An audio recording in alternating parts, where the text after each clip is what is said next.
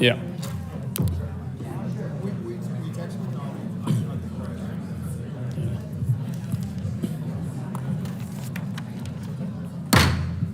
The Committee on Foreign Affairs will come to order. The purpose of this hearing is to understand the threats posed by China's Belt and Road Initiative and review the strategies and actions taken by the Biden administration, specifically looking at the role of the Foreign Commercial Service, State Department's Energy Resources Bureau, and the International Development Finance Corporation, or DFC, the role they play in countering China's coercive Belt and Road Initiative.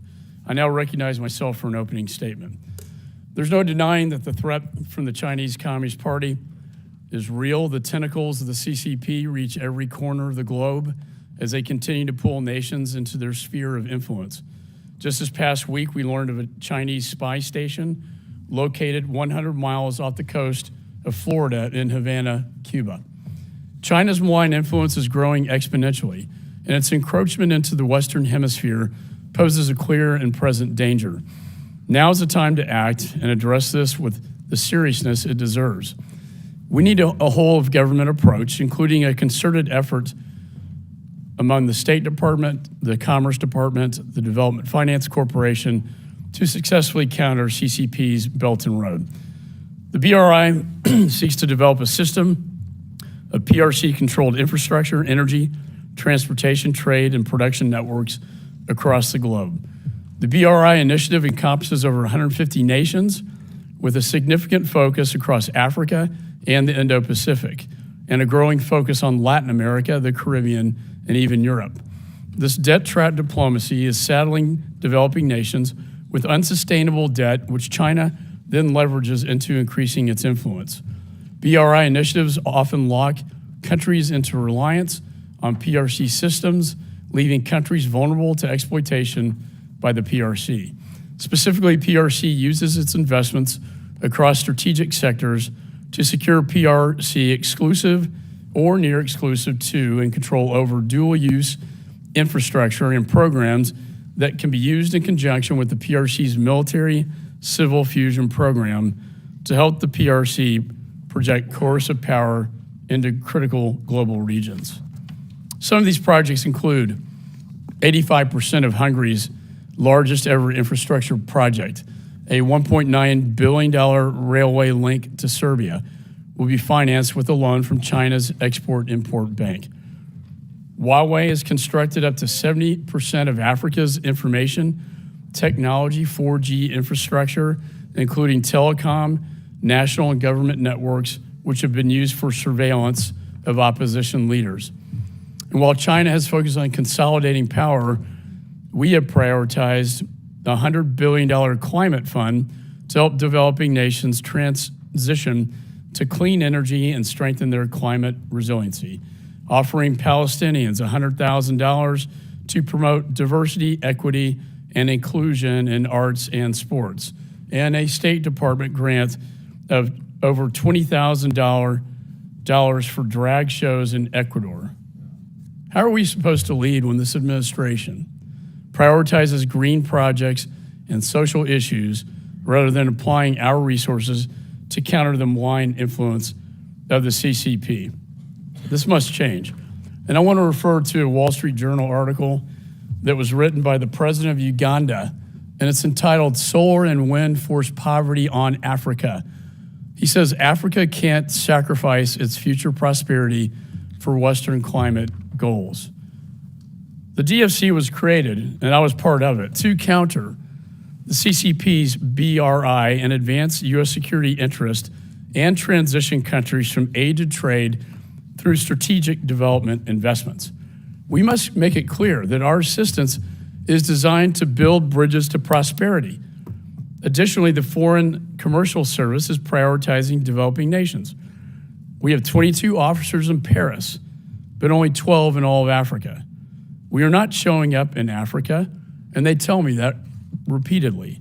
We need to be on the ground and on the field, working to counter BRI and the CCP's influence. That was the intent of Congress, not to advance some social agenda or some environmental, but to advance private investment to counter China's aggression. And look at this map. And all of the green and blue are projects throughout the globe spanning across Asia, into Europe, into Africa, and into Latin America, over 150 countries now. For every nation FCS is involved in, the CCP doesn't just have a footprint, but a regional stranglehold, as the FCS is woefully outnumbered, and so is the DFC. Regions where the CCP, but the FCS is not engaged, are rife with opportunities for U.S. business. U.S. investment will further embolden our relations and strengthen these economies on an array of industrial areas, including, and importantly, critical minerals. And I find it startling that China controls a vast majority of global critical mineral refining.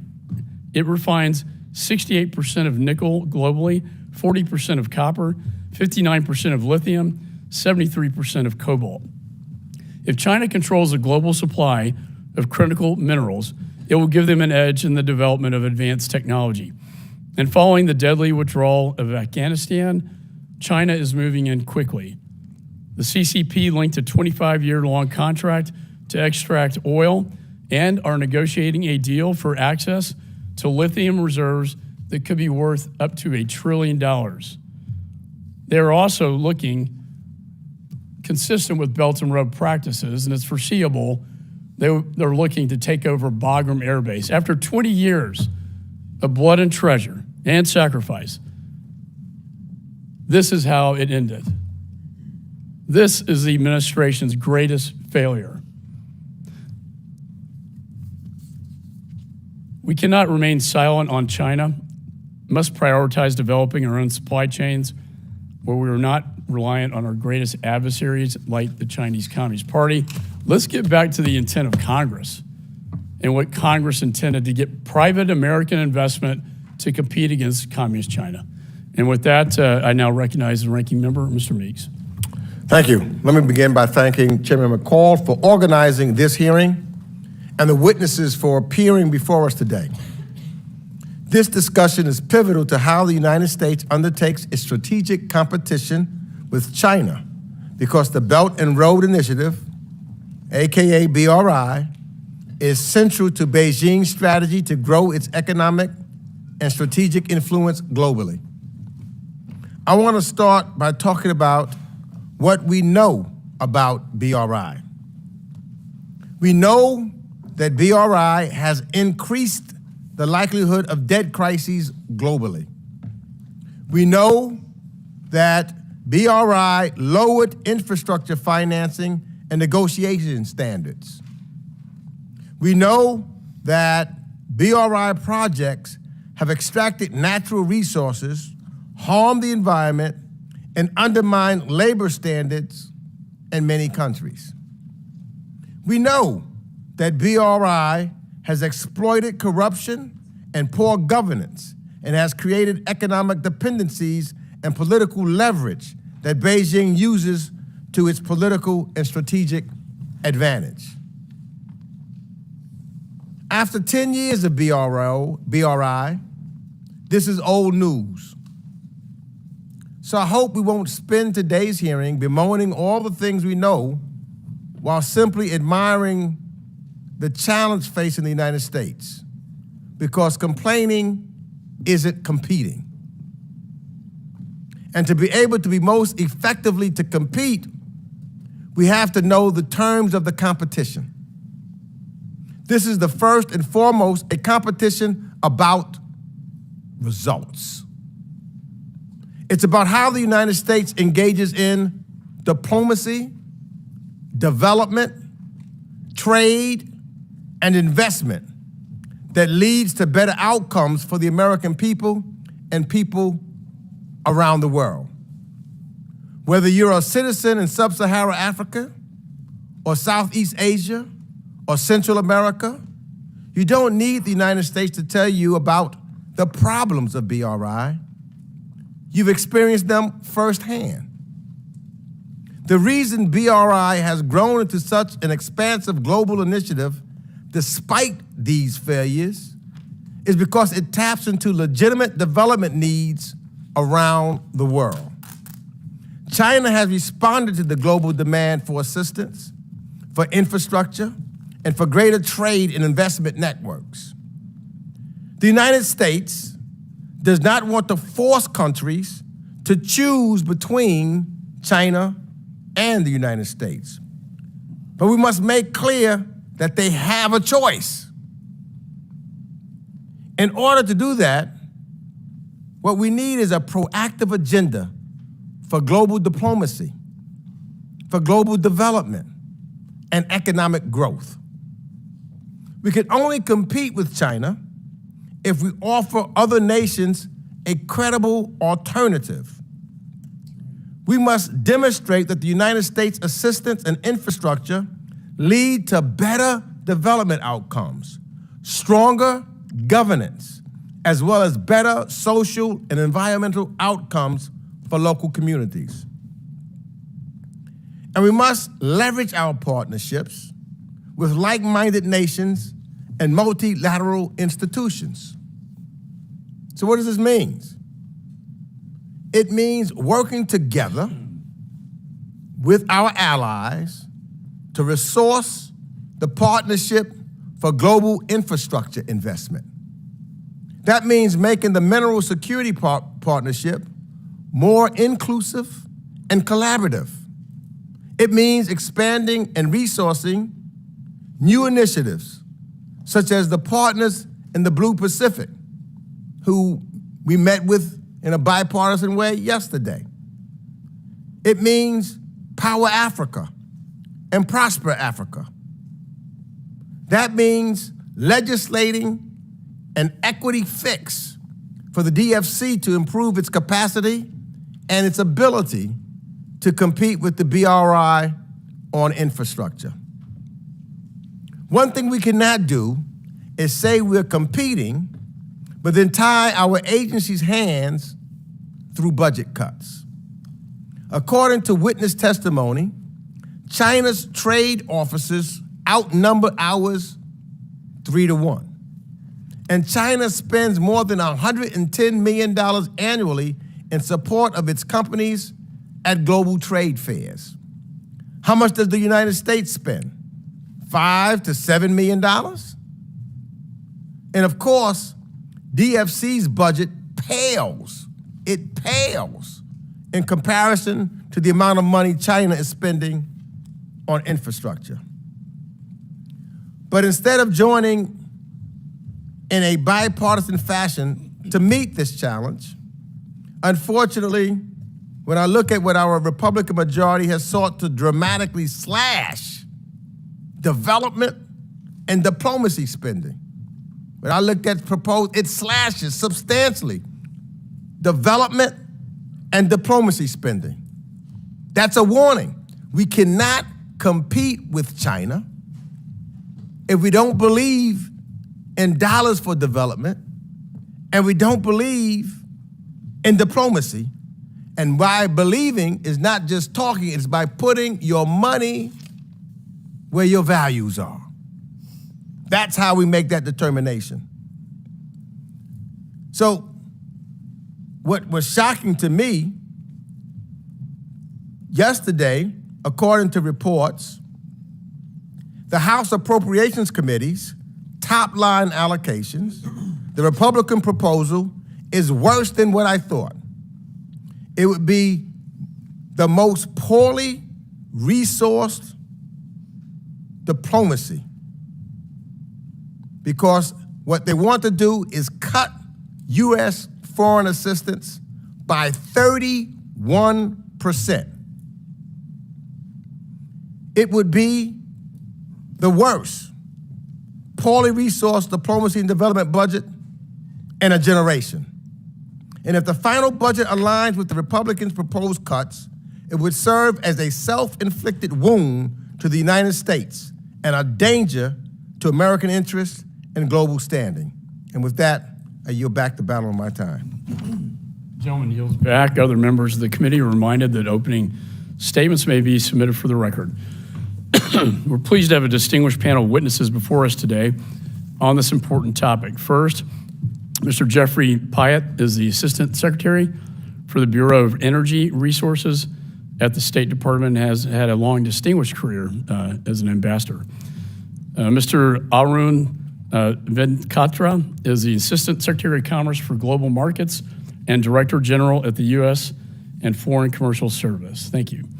And Mr. Andrew Hershowitz is the Chief Development Officer of the U.S. International Development Finance Corporation. Your full statements will be made part of the record. I ask that you keep your remarks to 5 minutes.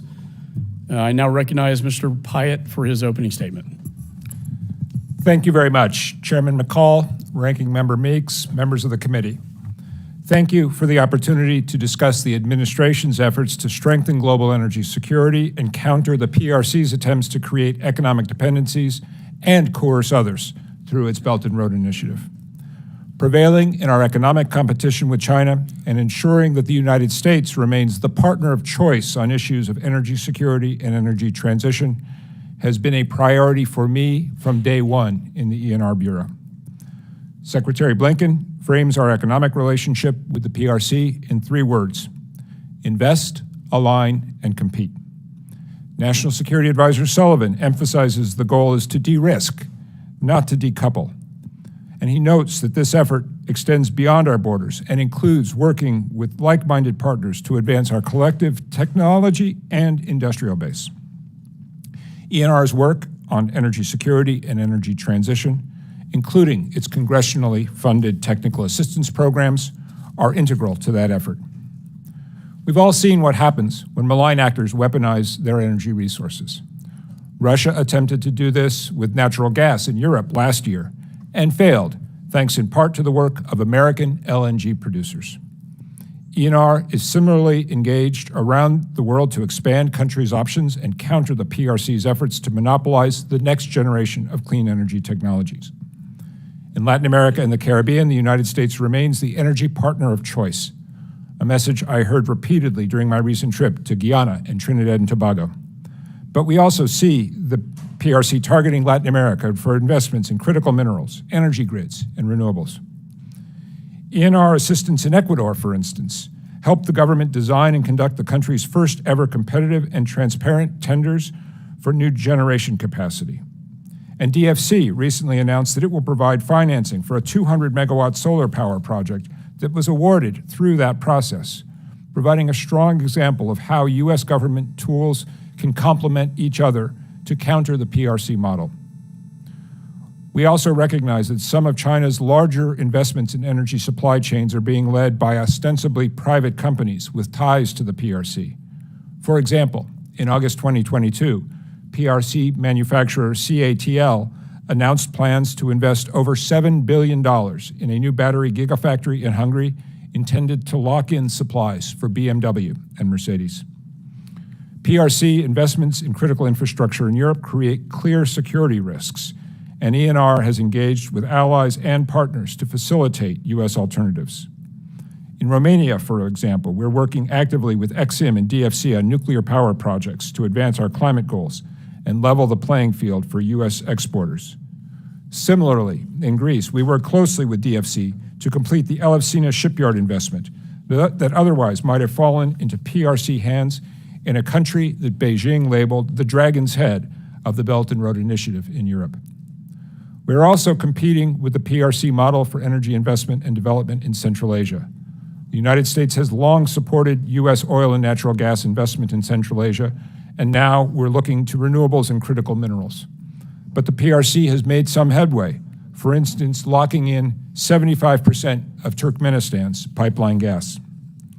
Further east, ENR is strongly focused on support for a free, open, and prosperous Indo-Pacific. Since taking this role, I've traveled to Japan, the Republic of Korea, Pakistan, and India to advance our cooperation on energy security and renewables.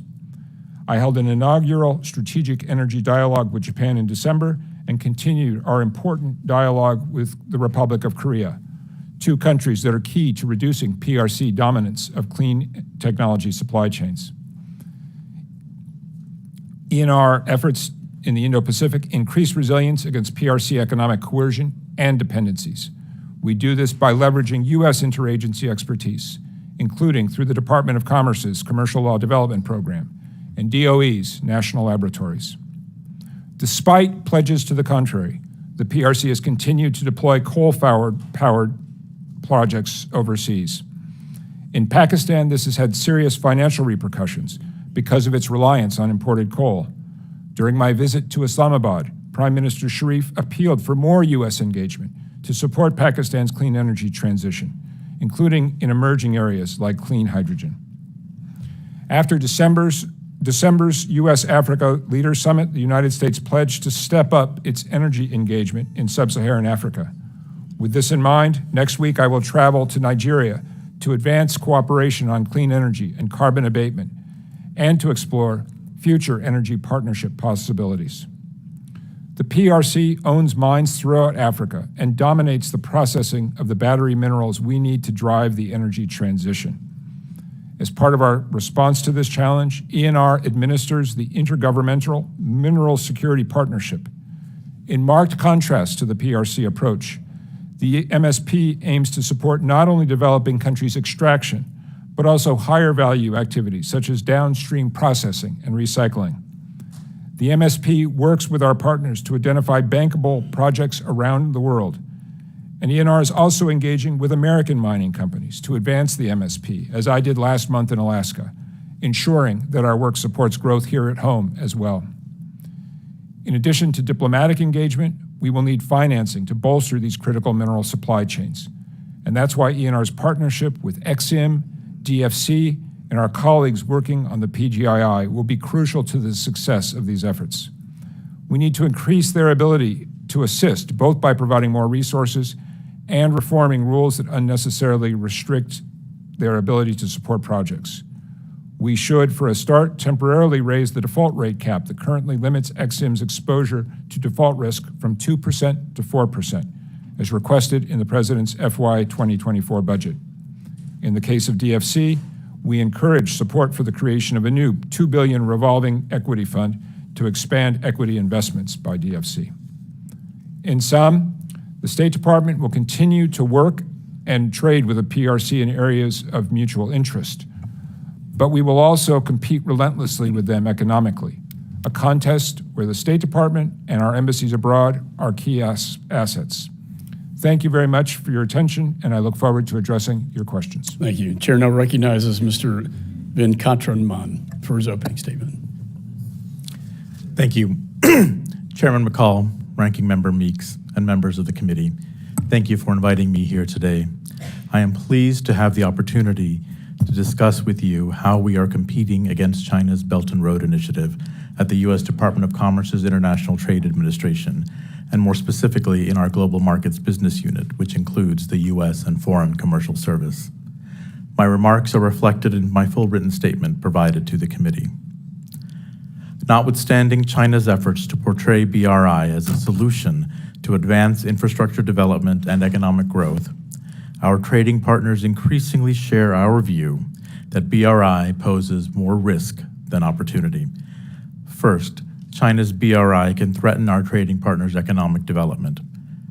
BRI projects contribute to unsustainable debt levels in many recipient countries, as the chair and ranking member have noted, and these can position China to press for greater control over that infrastructure against the interests of borrowing governments. Second, China's BRI threatens U.S. economic and national security interests. BRI investments in infrastructure, together with its transnational subsidies, have reinforced China's control over critical supply chain choke points. Third, China's BRI hinders U.S. companies from competing in markets overseas. Combined with long-standing anti-competitive practices, BRI has used its financing to open doors for China's state-owned or state-controlled firms, while ensuring those doors remain closed for market-based competitors from other countries, including the United States. In the face of these challenges, how do we counter the BRI and help American companies compete, and compete to win? Our strategy for success rests on 3 pillars. 1, pursuing market share. 2, promoting market openness. And 3, preserving market security. We are pursuing market share by aligning U.S. government export promotion efforts to help U.S. businesses succeed in sectors targeted by China's state-backed entities. Critical to these efforts are partnerships with the Department of Defense, including regional commands in Southcom and Indo-PACOM, as well as with the range of agencies that form the deal teams at U.S. embassies around the world. We are also intensifying our commercial diplomacy efforts to promote market openness by engaging with foreign counterparts in critical sectors and on infrastructure projects. We are using all the tools available to us across the Commerce Department and the interagency, often in collaboration, to build necessary regulatory capacities, increase transparency, and enable commercial environments in markets around the world. Finally, we are focused on preserving market security, both here at home and in overseas markets. We are promoting U.S. capabilities across strategic areas important to our national security. We are also focusing our efforts, including through our Advocacy Center, to ensure that China's BRI does not threaten either the reliable performance of critical infrastructure in foreign markets or the secure supply of inputs for U.S. production critical to our long-term economic and national security. In each of these pillars of our strategy, the Championing American Business Through Diplomacy Act, or CABDA, has brought focus to the importance of new partnerships among the State Department, Commerce, USTR, and others that has helped us collaborate and innovate in support of U.S. businesses in a more strategic and impactful way. We cannot speak about countering BRI or other commercial tools deployed by China without underscoring its resources. As Ranking Member Meeks noted, this includes China's trade officers outnumbering us 3-1 and spending more than $110 million annually in support of its companies at global trade fairs, compared to the approximately $5 to $7 million annually that our budget allows. I am thankful that Congress provided global markets with $6.5 million in FY 2023 to expand our capacity to help U.S. business compete. With those funds, we plan to open new operations in Côte d'Ivoire, Guyana, and Zambia, while making additional investments to existing operations in the Indo-Pacific region, Eastern Europe, and Central America, subject to approval of our FY 2023 spend plan. Moreover, the President's FY 2024 budget request includes a $16.8 million increase for global markets to continue investing in our workforce at a time when we must show up, and show up often, if we are to help U.S. businesses compete in markets around the world. Thank you, Mr. Chairman and members of the committee, for the opportunity to speak with you today. I'd be pleased to answer any questions you have. Thank you. Chair now recognizes Mr. Herskovich for his opening statement. Chairman McCall, Ranking Member Meeks, members of the committee, thank you so much for convening this hearing and inviting me to testify on behalf of the U.S. International Development Finance Corporation, what we all call DFC. A key reason that you all, Congress, created DFC through the BUILD Act was to offer a better and more sustainable alternative to the People's Republic of China's Belt and Road Initiative. Since DFC was established just 3 years ago, we've been catalyzing investment from the private sector and empowering developing countries. Unlike the PRC, we focused on helping countries take advantage of their own resources, their human resources, their commodities, so that they can tackle poverty, accelerate inclusive and sustainable economic growth, and become stable U.S. trading partners, all through private investment. DFC provides countries with an alternative to the terrible choice many of them faced, which was to either forego economic growth or embrace the PRC model that required countries to risk their financial independence, to suffer the loss of their resources and commodities, to endure environmental degradation, and sometimes even to suffer harm to their local communities. DFC and its partners give countries an alternative, sustainable economic growth and empowerment. The PRC model burdens countries with excessive sovereign debt for projects that are often unsuitable or even unnecessary for local populations. The PRC supports projects with one beneficiary in mind, the PRC. DFC, on the other hand, supports private entities, mobilizes private capital, and builds resilient market economies, creating local jobs and building local knowledge and human capacity. DFC's track record investing in critical infrastructure demonstrates the impact that it can have. In Ecuador, we recently made a $150 million commitment to modernize a port, which will create 1,250 jobs and generate $750 million in foreign direct investment, private capital.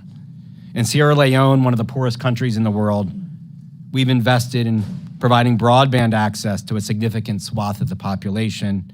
We've helped increase the country's capacity to generate power by nearly 25%, and we're working to improve the country's main airport to connect the people of Sierra Leone to global markets and opportunities. DFC is also supporting projects that diversify supply chains away from the PRC, including for critical minerals and solar panels.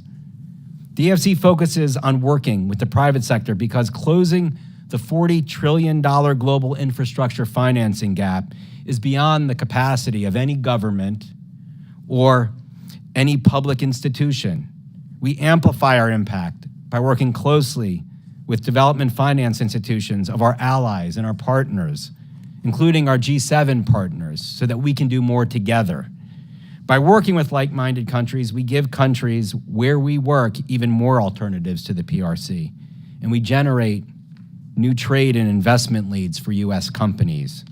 Mobilizing private capital is an effective way to achieve durable development outcomes, allowing governments to focus their resources on other public needs like education.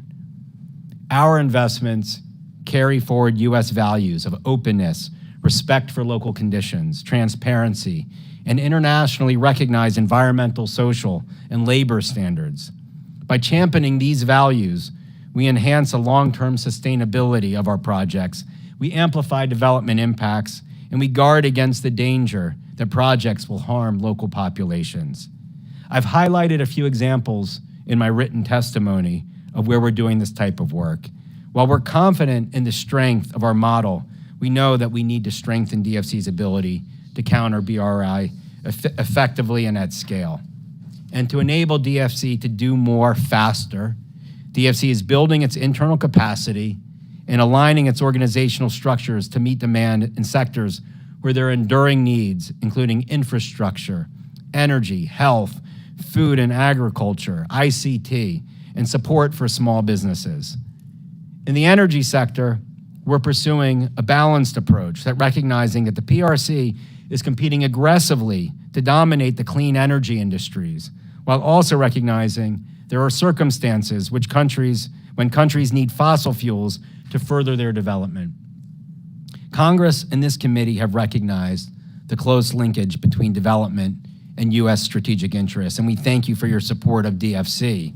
Through continued partnership with Congress, we're positioning DFC to be an effective, respected, and powerful presence for the U.S. in developing countries. The U.S. can compete effectively with the PRC model or any other model. Our model drives economic development in a way that benefits Americans and the people of the countries where we work. We treat the countries and their people as partners, and we advance the strategic interests of the United States. Thank you again for the opportunity to testify, and I look forward to your questions. Thank you. I now recognize myself for 5 minutes of questioning. Let me say first, the DFC, the equity issue, it is long overdue to be fixed. I am determined in a bipartisan fashion to get that fix marked up out of this committee, and I believe Mr. Barr is leading that, and I know on the other side, Mr. Meeks. Let me just start by saying, you know, when you look at China, they are for purposes of the United Nations, a developing nation, which qualifies them for World Bank loans at nearly zero to interest-free loans that they then use to turn around and loan to truly developing nations at a usurious interest rate that finances this whole scam. They know how to manipulate global institutions. Then they get the countries through predatory lending in a debt trap. They rape the rare earth minerals. They bring their own workers in. They take over a port or a military base, and then at the end of the day, if they default or they go into bankruptcy, the IMF bails them out. This is incredible. This is really an incredible story that is not out there, but they are really manipulating it. And when they're in 150 countries, that gives them power at the United Nations. 20 African nations vote against the resolution on Ukraine because China has them under their thumb. You know, I've been very invested in Development Finance Corporation. It's supposed to be Epoch on steroids. You know, I passed the Champion U.S. Business Through Diplomacy Act, sir, and you know Keith Kroc really ran that office well. I was with him just last weekend. But in my judgment, we're losing this competition. If they're in 150 countries, and by the way, they have to sign a contract denouncing Taiwan, and they get on the digital yuan as a direct threat to our global U.S. currency. I guess I've really got I wanted two quick questions. One, you know, our intention was to get investment in these countries, private investment to compete. I was with a group of African financial leaders at the Milken Institute. Speaking to them, I asked, have any of you worked with the Development Finance Corporation? And not one hand was raised. I talked to ambassadors, I know the ranking member does too.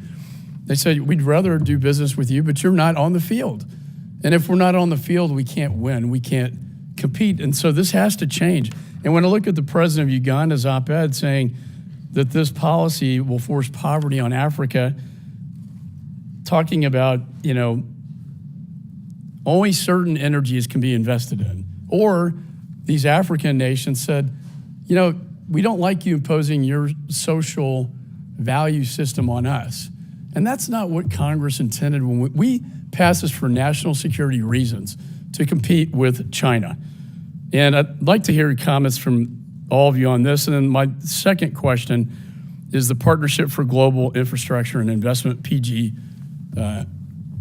Now that was supposed to bring together all these entities, and I gotta tell you, it's confusing. Even, I think I'm pretty educated, but you got USAID, you got MCC, you got DFC, you got Exim Bank, and a whole host of about 17 different, you know, that needs to be coordinated. And it's hard to even know what are the roles of each of these, you know, departments and how do they all fit together under this one umbrella that needs to be coordinated in this, what I say, not Republican Democrat issue, an American issue in this great power competition. Maybe if I could just go down straight the line, you could address both of those issues. Thank you. Why don't I address the Partnership for Global Infrastructure and Investment first? I think it has the potential to be an extremely powerful tool for the U.S. government. And I don't know if you know my background, but before I was in this position, I was the coordinator for Power Africa for 7 years under the Obama and Trump administrations. And we learned a tremendous amount about what it means to try to mobilize partners to try to advance infrastructure, having helped over 120 power projects reach financial close. It's challenging to coordinate the U.S. government agencies, but we did it very, very well, and we did it with strong bipartisan support from Congress as well. And it was a partnership where we sought input. The Commerce Department contributed in big ways by helping educate African ministries about how to enter into power purchasing agreements. State Department provided advocacy. So we're working from something that we've done before, but the additional element of PGII is also bringing in our G7 partners. And so one of the things that we at DFC have been doing is we've actually been mapping out what each of our partners, whether it's France or Japan or the UK, can offer as an alternative to the BRI as well, so that we can find trade leads and investment leads for DFC and for one another, and we can step in when the other one can't be there. So already in the last year, when we look at PGII, of the $7.4 billion that DFC did in deals last year, $5.2 billion of those projects qualified as PGII. And so going back to your first question, of course, we're growing. Our portfolio has grown year after year. We're becoming more and more strategic. I can talk about some of the other specific projects, but I'd like to leave time for my colleagues to discuss as well. Yeah, my time is, well, it's already expired, but if I have a quick comment from the two of you. Thank you. Thank you. Just to respond on the work that we're doing on infrastructure and in particular to counter BRI, one of the things we have at the embassies are these deal teams, which are literally interagency teams that work together, that harness the tools that each of us has. And the first thing we do is try to identify the early leads, the early projects that we are aware of on the ground, so that we can bring them to the American companies that we want to bid on those projects. We work with foreign governments to shape their tenders so that their tenders are open and transparent. We also push back on China's attempts to drive single source tenders. And so we have examples where China has gotten into government-to-government agreements with our trading partners to require single source tenders for projects that would advantage China. And we have pushed back on that and been able to undo those single source tenders to make sure that American companies can compete and win. Mr. Pyatt, very briefly. Yeah, thank you, Mr. Chairman. I really appreciate the question about the strategic purpose of the DFC because I have a unique perspective on this issue. I was an ambassador serving abroad when you passed the BUILD Act. I remember what an incredibly powerful impact it had on my work in pushing back on China in Greece, a country where COSCO, a Chinese company, had acquired control of what is now the largest transshipment port in the Mediterranean. It made it all the difference in the world to have a positive offer to put on the table that attached to American values and American investment. It takes time because the DFC team has higher standards than the PRC does, has a fiduciary responsibility to the taxpayers, has to deal with transparency.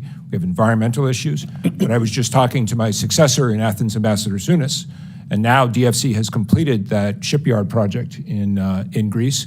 He sees it as transformative in terms of the perception of the United States. But I also saw how once we put that on the table, China's hand was dramatically weakened. Well, so when I'm always asked, how are you countering China, specifically Belt and Road? And it's right here. This is a response. So we need to prevail in this great power competition. So we need to work with you to strengthen your hand, because in my judgment, we're not winning right now. So with that, I recognize the ranking member. Thank you, Mr. Chairman. And, let me be clear, and I think that we all agree that we don't want to replicate China's infrastructure model. We know that's not good. So we need our own approach that plays to what our strengths and comparative advantages are to deliver the financial and environmentally sustainable development that lifts up communities and facilitate trade. To that end, we keep talking about things. How do we demonstrate to nations that our development and assistance, the models that we have, are better for them, as we know in the long run, and their populations, as opposed to China? How do we demonstrate that? So whoever wants to take it first.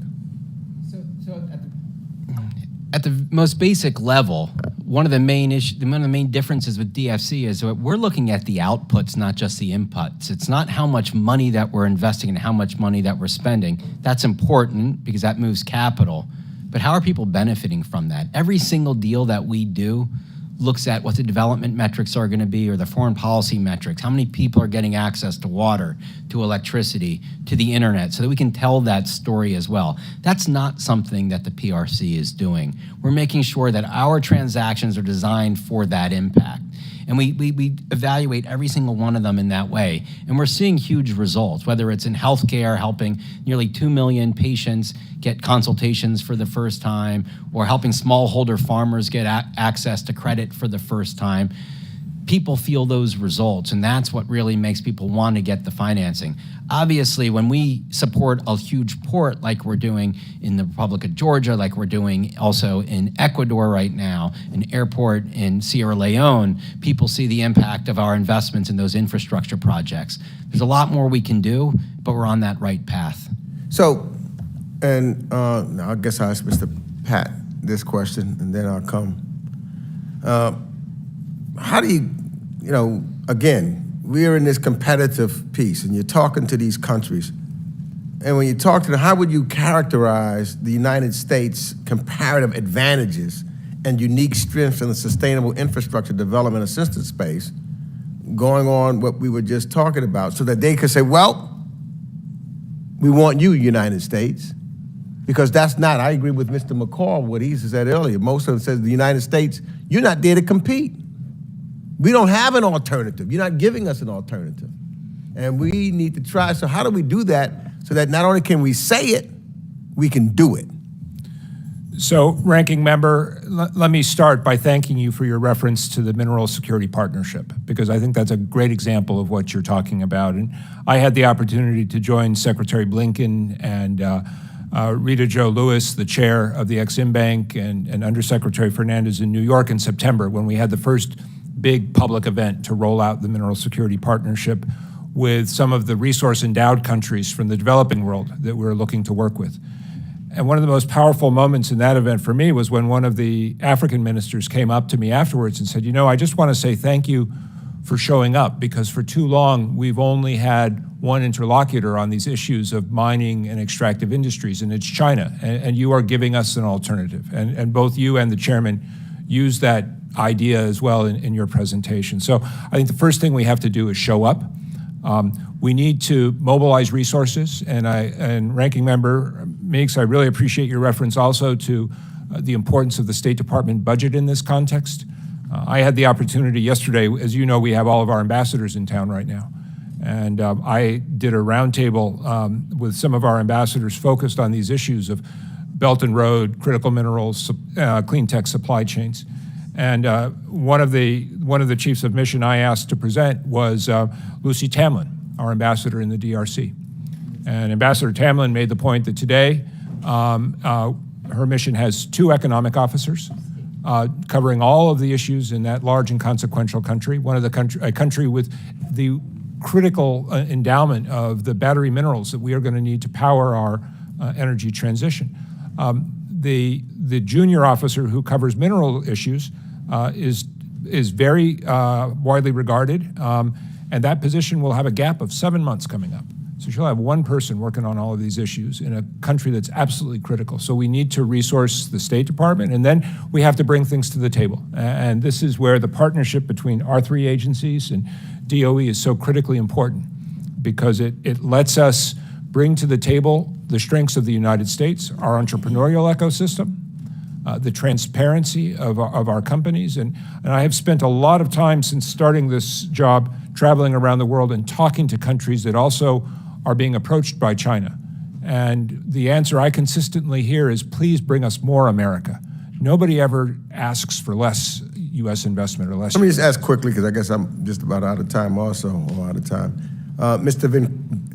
Venkataraman,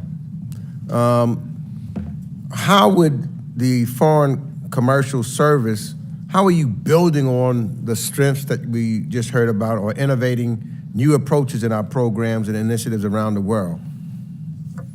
Yeah, thank you, Ranking Member. Well, first I just wanted to add that showing up really in a lot of these countries means our companies showing up. It's important for our government to be there. It's important for us to be on the ground. But it is equally important, if not more important, for our companies to show up, because at the end of the day, as my colleague from DFC mentioned, it is the private investment, it is the private companies that are going to effectuate change on the ground. And so what we have done at the Commerce Department is make sure that we take what these projects are available on the ground, bring them to our companies at home, bring them to the continent or to other markets through our trade missions and through other vehicles, where we show them these projects that they're aware of. We introduce them to the government decision makers. We provide the opportunity for the U.S. private sector to see opportunity where they may not be aware of it. And then these governments know that when American companies invest, they don't invest for the short term, they invest for the long term. And they are able to make change on the ground in ways that are long lasting and are to the benefit of those economies. Let me just say this, and I agree with the chairman again. I go from company, anybody that comes into my office, whatever company is, financial institution, whatever, I ask them, are they investing in Africa or in any of the emerging nations? I've yet to find one that say, yes, I'm investing.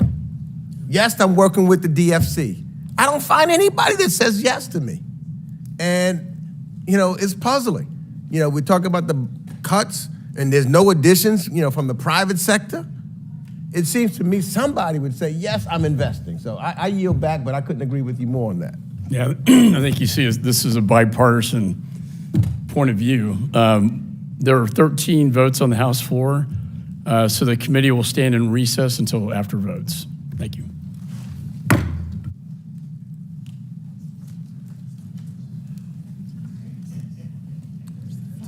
15 for the first, 5 every other after. It is.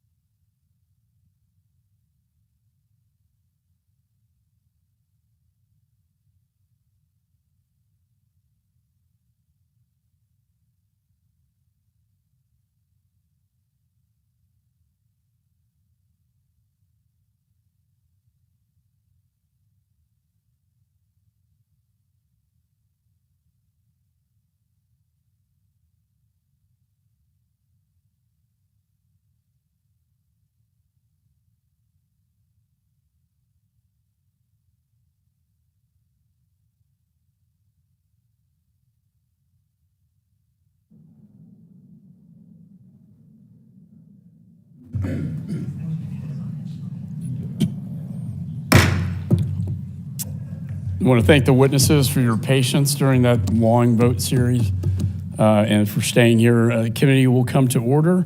Chair now recognizes Mr. Smith. Thank you very, very much, Mr. Chairman, and for calling this important hearing. Let me just ask a question, because our last two, Chairman and the Ranking Member, and of course, Mr. Pyatt, you did mention it as well, the importance of these minerals and like lithium and cobalt. As we all know, they're two of the world's most precious resources, powering the lithium-ion batteries, which energize our phones, laptops, and EVs. Stable supplies are central to America's economic future, as the International Energy Agency predicts a 40 and 20-fold increases in respective demand for lithium and cobalt by 2040. The Democratic Republic of Congo, and I have been there, like I know many of you have been there as well. I've been to Goma. We know that the mines are very seriously being exploited by the Chinese Communist Party. Well, 70% of the world's cobalt is produced by DR Congo, and excavation in newfound lithium deposits will begin this year. Typically, the often labor-intensive artisanal mines rely on the toil of an estimated 40,000 children, some as young as 6, working 12-hour days in gruesome conditions, including exposure to life-threatening toxins, coercion, and physical abuse. Despite pervasive victimization, the People's Republic of China has heavily invested, as you know, in these cobalt and lithium reserves. PRC firms own 15 of the DRC's 19 mines, 5 of which hold lines of credit totaling $124 billion from PRC state-owned banks. Instead of correcting the abuses, multiple human rights watchdogs have reported that PRC investment coincided with a significant exponential increase in injuries and deaths and the possibility of even worse cover-ups. Now, I've been working on a bill now for several weeks that I hope to be introducing shortly, called Countering China's Exploitation of Strategic Metals and Minerals and Child Enforced Labor in the Democratic Republic of Congo Act. It's a working title. I did chair a hearing last July at which we heard from people from DR Congo and other human rights activists who talked about the savagery that's being imposed, all at the behest of the Chinese Communist Party. And so, you know, in many of this cobalt and lithium, especially cobalt now, will find its way into our batteries. And so what I'm asking, you know, if you could look at this bill. I know that there are some initiatives you're taking. I'm meeting with our ambassador to DR Congo tomorrow. I know she's in town, and I'm so happy to be doing that.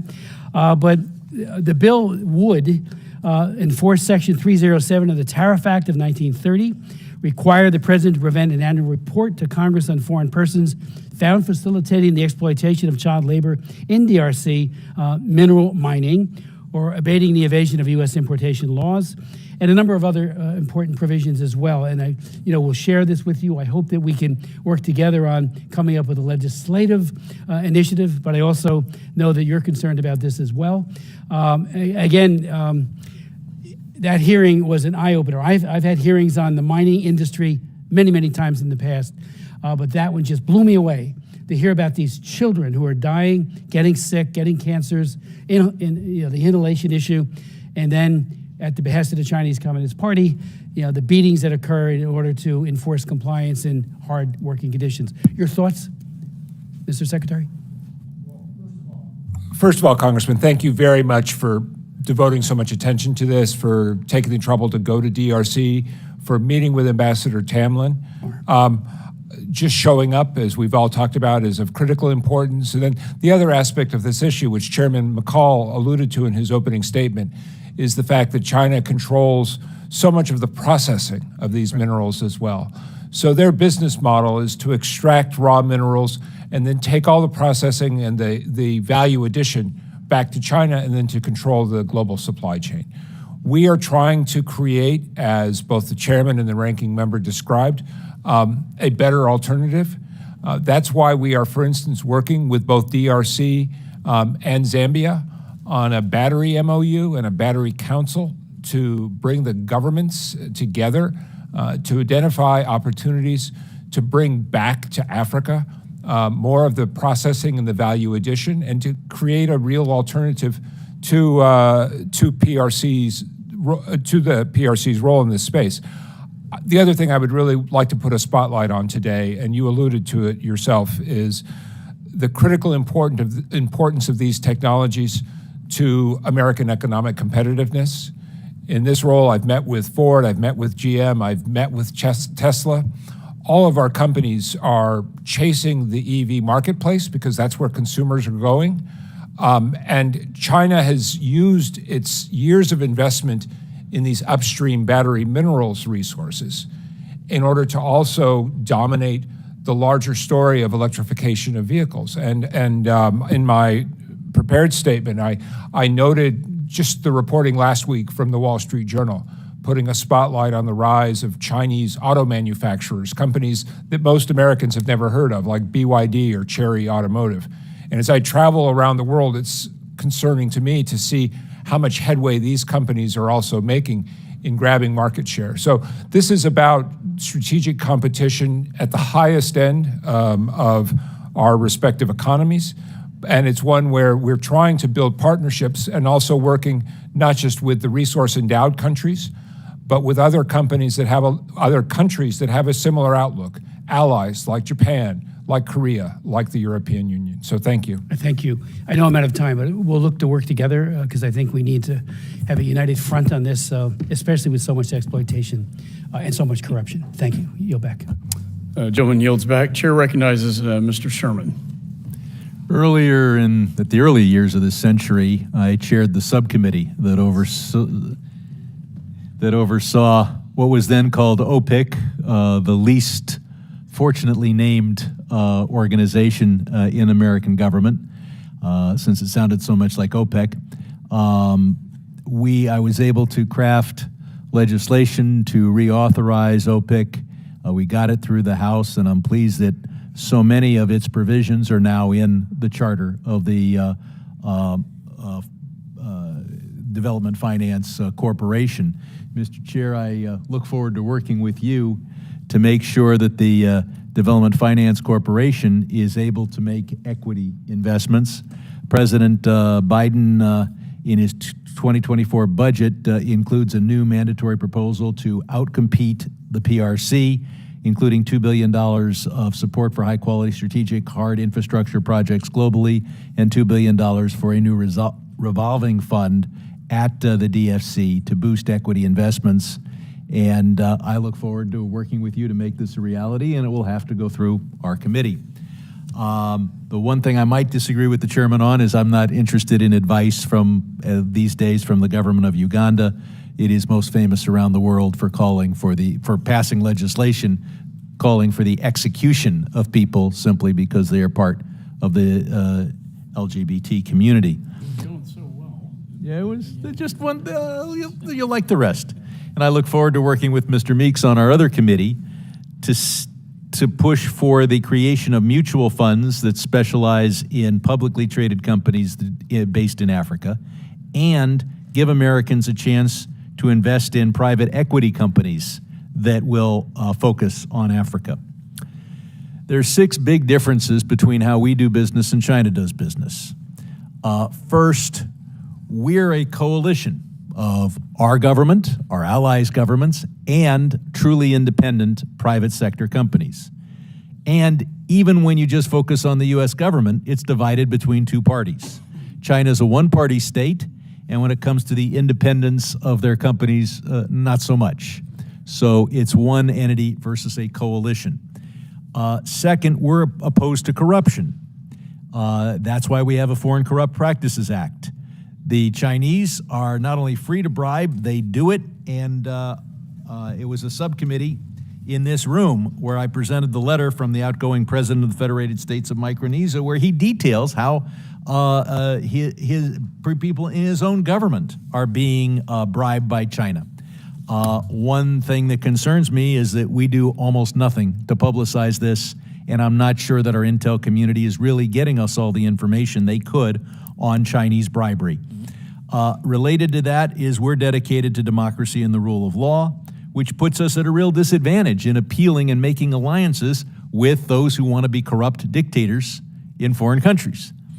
we should have a strategic alliance with the peoples of those countries that would like to be governed by somebody other than a corrupt dictator. But of course, we don't publicize that we have a Foreign Corrupt Practices Act and China has a practice of corruption, so we get no benefit.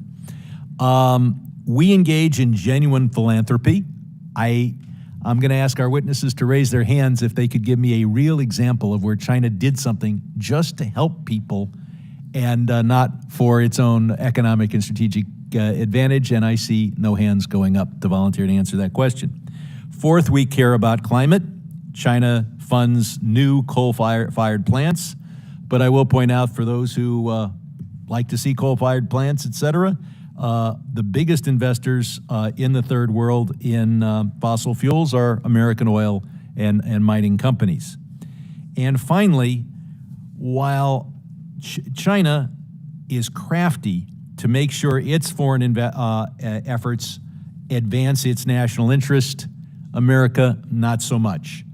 We do almost nothing to publicize their role in climate versus ours, our role on democracy versus theirs, and especially the corruption.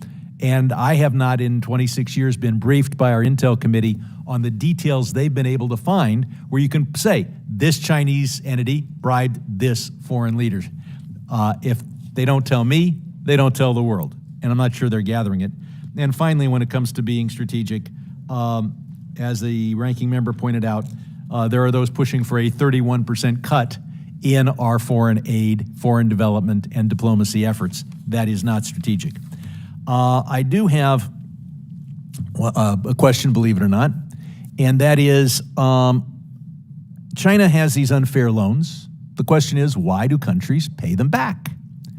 Now, the number one reason to pay China back is so you can get another loan from China, but if their first loan to you was an anathema, that doesn't. The real reason I've been told they pay back is they don't want their bond ratings reduced. They want to be able to borrow from the international communities outside of China. So I'll ask a reaction from our witnesses to a proposal where we would simply instruct the bond rating agencies that they cannot downgrade any country's debt rating because they decide to extend a middle finger in the direction of Beijing. Is there a witness that wants to respond to that? And can you think of any other reason why a country that gets an unfair loan from China would choose to pay them back? Yeah. So I would agree with you that the terms of the loans are extremely unfavorable, and I think it's not only the terms of the loans unfavorable, but they also lack transparency. When we look at countries like Zambia and Angola and the significant amount of debt that they owe to the PRC, it's just absolutely debilitating. And it prevents the countries as well from taking on additional debt, and so it makes it challenging for us. It also leads them to default on projects where their governments are guarantors and pushes them up against our IMF debt limit. So is the answer to simply urge my answer, though, is this would be a question for the Treasury Department and not for DFC to opine on something like this. I look forward to taking that up, and I look forward to our intel agencies briefing you, as I assume they haven't, briefing us, as I know they haven't, and in many cases exposing to the world the details of the incredible corruption that China pays for and supports while we do the opposite. It's time for the people of the world to understand that. I yield back. Gentleman yields. Chair recognizes Ms. Wagner. I thank you, Mr. Chairman, and I thank our witnesses for their service. Members of this committee were among the very first to sound the alarm bells on China's insidious Belt and Road Initiative, Xi Jinping's plan to extend China's influence across the globe through predatory investment, debt trap diplomacy, as we've just talked about, and outright bribery and coercion. China is no longer hiding the fact that it seeks to replace the United States of America as the world's dominant power. This would be an unmitigated disaster for human rights, international security, and global economic development. America's allies and partners are eager for the U.S. to demonstrate leadership and commitment, specifically seeking assurances that the U.S. will remain present and engaged in the long term as they work to limit their reliance on China. Assistant Secretary Venkat Truman How many foreign commercial service officers do you have across Southeast Asia? I don't have that exact number for you, but I'd be happy to get that to you. The next question was going to be how many comparable PRC Ministry of Commerce staffers are in the same region? I can tell you it's a lot more. Okay, That well, would- that's good to know. I'd like to know how many we have, and if there's a way to find a comparable number that represents that it's a lot more, because the point is the FSC's Southeast Asia presence, is it sufficient to help U.S. businesses compete with PRC entities? I assume the answer is no. The short answer is no. Yeah. As you know, the president has put forward a budget that reflects an expansion, an expansion of the Foreign Commercial Service precisely for this reason. And the Indo-Pacific is one area where we need to strengthen our presence to do a better job. If you could get us those numbers, I'd appreciate it. Sure will. Many Pacific Island countries are so small that they struggle to attract private sector investments in essential services like banking. Again, Assistant Secretary Venkataraman, are you concerned that Pacific Island countries will have no choice but to partner with Chinese entities to access, let's say, banking or IT, any other critical industries? Are you seeing any efforts from the U.S. businesses in the banking industry competing for bids in the Pacific Islands, and how are you encouraging those efforts? Thank you, Congresswoman. And I can tell you that I can't speak directly to the banking industry, but I will tell you I share your concern very much about American companies being present and visible in the Pacific Island countries. And we're already taking steps to change that situation on the ground. We, in the past year, have added our first 2 permanent positions in the Pacific Island countries so that we have commerce representation on the ground. We are looking very closely at what additional representation might be required. Last September, Secretary Raimondo also announced the launching of negotiations on bilateral MOUs with these countries so that we can strengthen the commercial partnerships and really work on setting the right conditions and creating these interagency frameworks where we can make sure that the conditions are right for American companies to go in, and I would assume that would include the banking companies. Okay, well, as a follow-up, Assistant Secretary Venkataraman, in areas across the Pacific Island countries where there isn't a U.S. Global Markets office, but there is a Chinese Ministry of Commerce, what are we doing to mitigate the gap? And you said you've got the presence now of at least 2, is that right? Yes, and Congresswoman, I should say that while we are speaking about the presence of those 2 on the ground, the Pacific Island countries are not in any way ignored by the Foreign Commercial Service. We do have a team out of Australia that does cover that region. So while they're not present in all of the Pacific Island countries, those countries are very much part of our attention, and particularly as we negotiate these MOUs, they are top of mind. In 2018, China laid out an ambitious plan to extend the Belt and Road Initiative to the Arctic. Assistant Secretary Pyatt, how well has China's plan been able to, how well they've been able to implement this plan, and is state tracking any PRC natural resource exploitation in the Arctic? Secretary Pyatt. Thank you for the question, Congresswoman. I should note, as I said in my statement, I was recently in Alaska and had the opportunity to talk with Governor Dunleavy and some of our mining companies active there about all that they are doing, working with other Arctic states and dealing with both the challenges that region is facing because of a changing climate, but also with the opportunities, and in particular the opportunities attached to the energy transition and the tremendous growth and demand for minerals that we're going to see as a result of that. I do not have any specifics for you. You don't know whether China's plan, which is very specific, to extend their Belt and Road Initiative into the Arctic, you don't know anything about that plan? We are certainly conscious of the plan. That is why we have been engaged as forcefully and as systematically as we have been. And how is it that you've been engaged? For instance, our new consulate in Nuuk, the work that we have done with our Arctic partners. I was part of a conversation that Secretary Blinken's counselor Councilor Cholet led at the UN General Assembly with all of our partners in the Arctic Council, other than Russia, of course, to talk about some of these issues and the opportunity that it presents. I think we're actually in relatively good shape in this area, precisely because we have these partnerships. And if I can allude quickly, Congresswoman, to your question about the South Pacific Islands as well. I think the United States' greatest strength in working on these issues and dealing with the challenge that China represents is the fact that we're not doing this alone. We're doing it with allies and partners. In the South Pacific, we're working closely with Australia, Yep. with New Zealand. New Zealand, I'm very aware of that. In the Arctic, we're doing it closely with our NATO allies, with Canada, of course, and as I said, with our state of Alaska. So we need to continue to invest in those kind of partnerships, and that's how we deal with the challenge that China presents. I'm way over my time. I apologize to the chair, and I yield back. Thank you. Delay yields. Chair recognizes Ms. Wild. Thank you, Mr. Chairman. I'd like to start with a question to Mr. Herskowitz.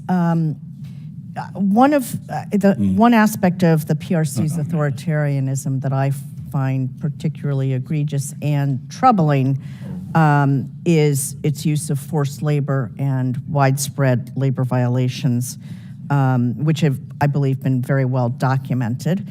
And I think that one of the hopefully competitive advantages that we should have abroad is in contrasting that PRC record with our approach to not only affirmatively embracing worker safety and rights, but also prioritizing hiring local workers, which my understanding is has not been something that the PRC has done, although I've also heard that perhaps they've started to hire more local workers, for instance, in Africa. I may be wrong about that.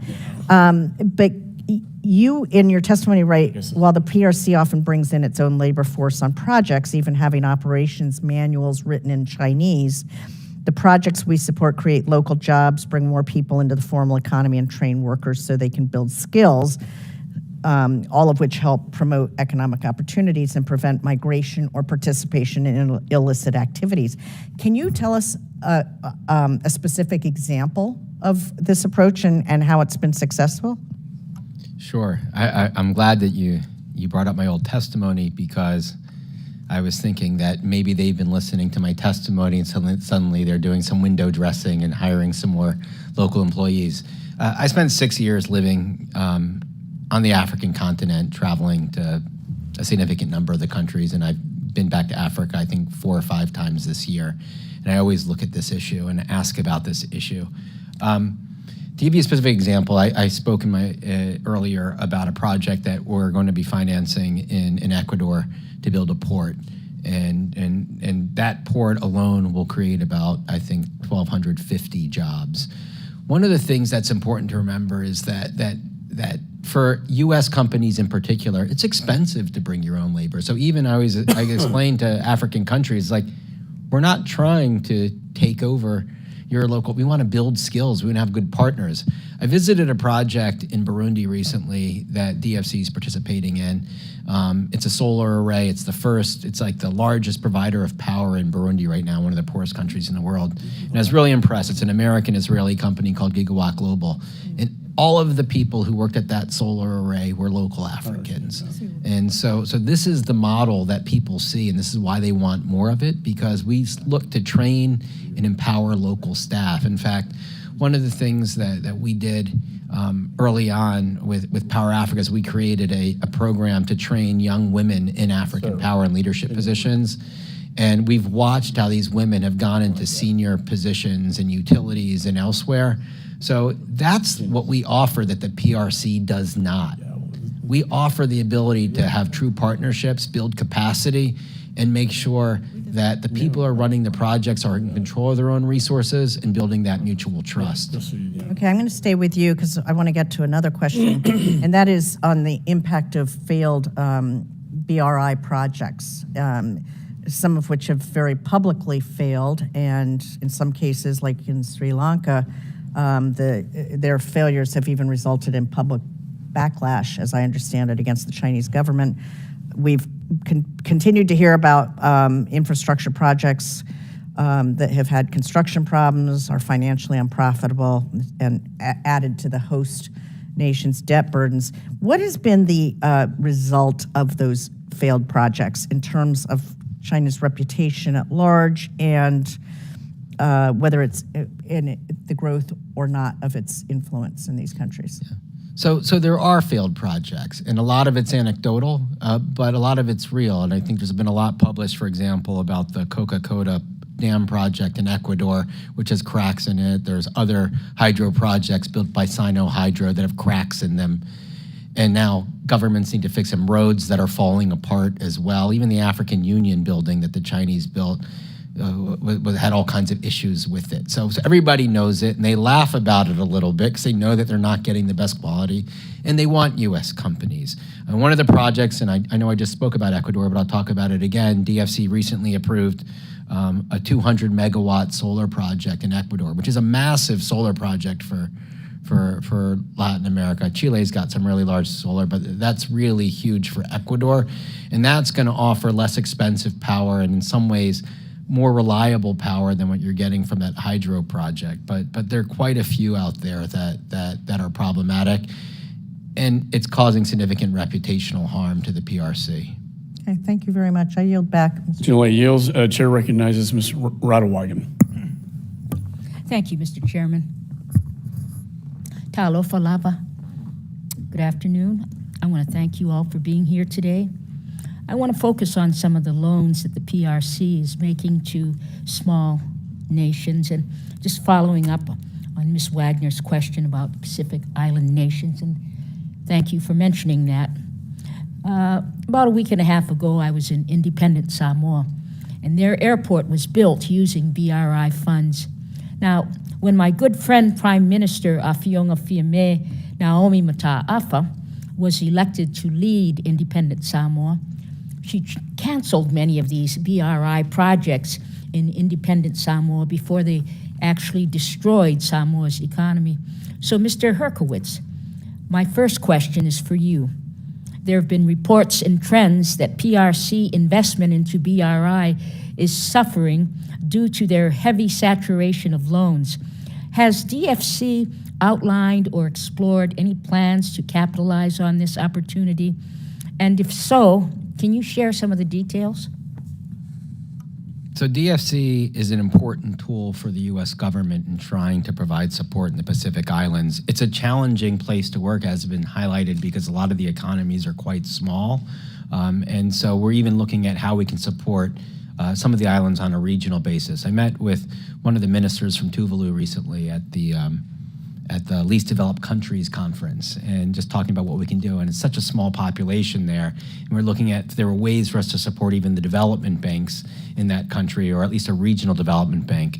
A significant project, though, and I think one of my colleagues mentioned that, it's been mentioned, our collaboration with partners who are very active in the region, like Australia, like Japan, was the work that we've just done in Papua New Guinea to basically upgrade a 5G network, which outbid a Chinese bidder as well. And that was collaboration with the Japanese government and Australian government. So we're constantly looking for these types of opportunities, but there's always more we can all do.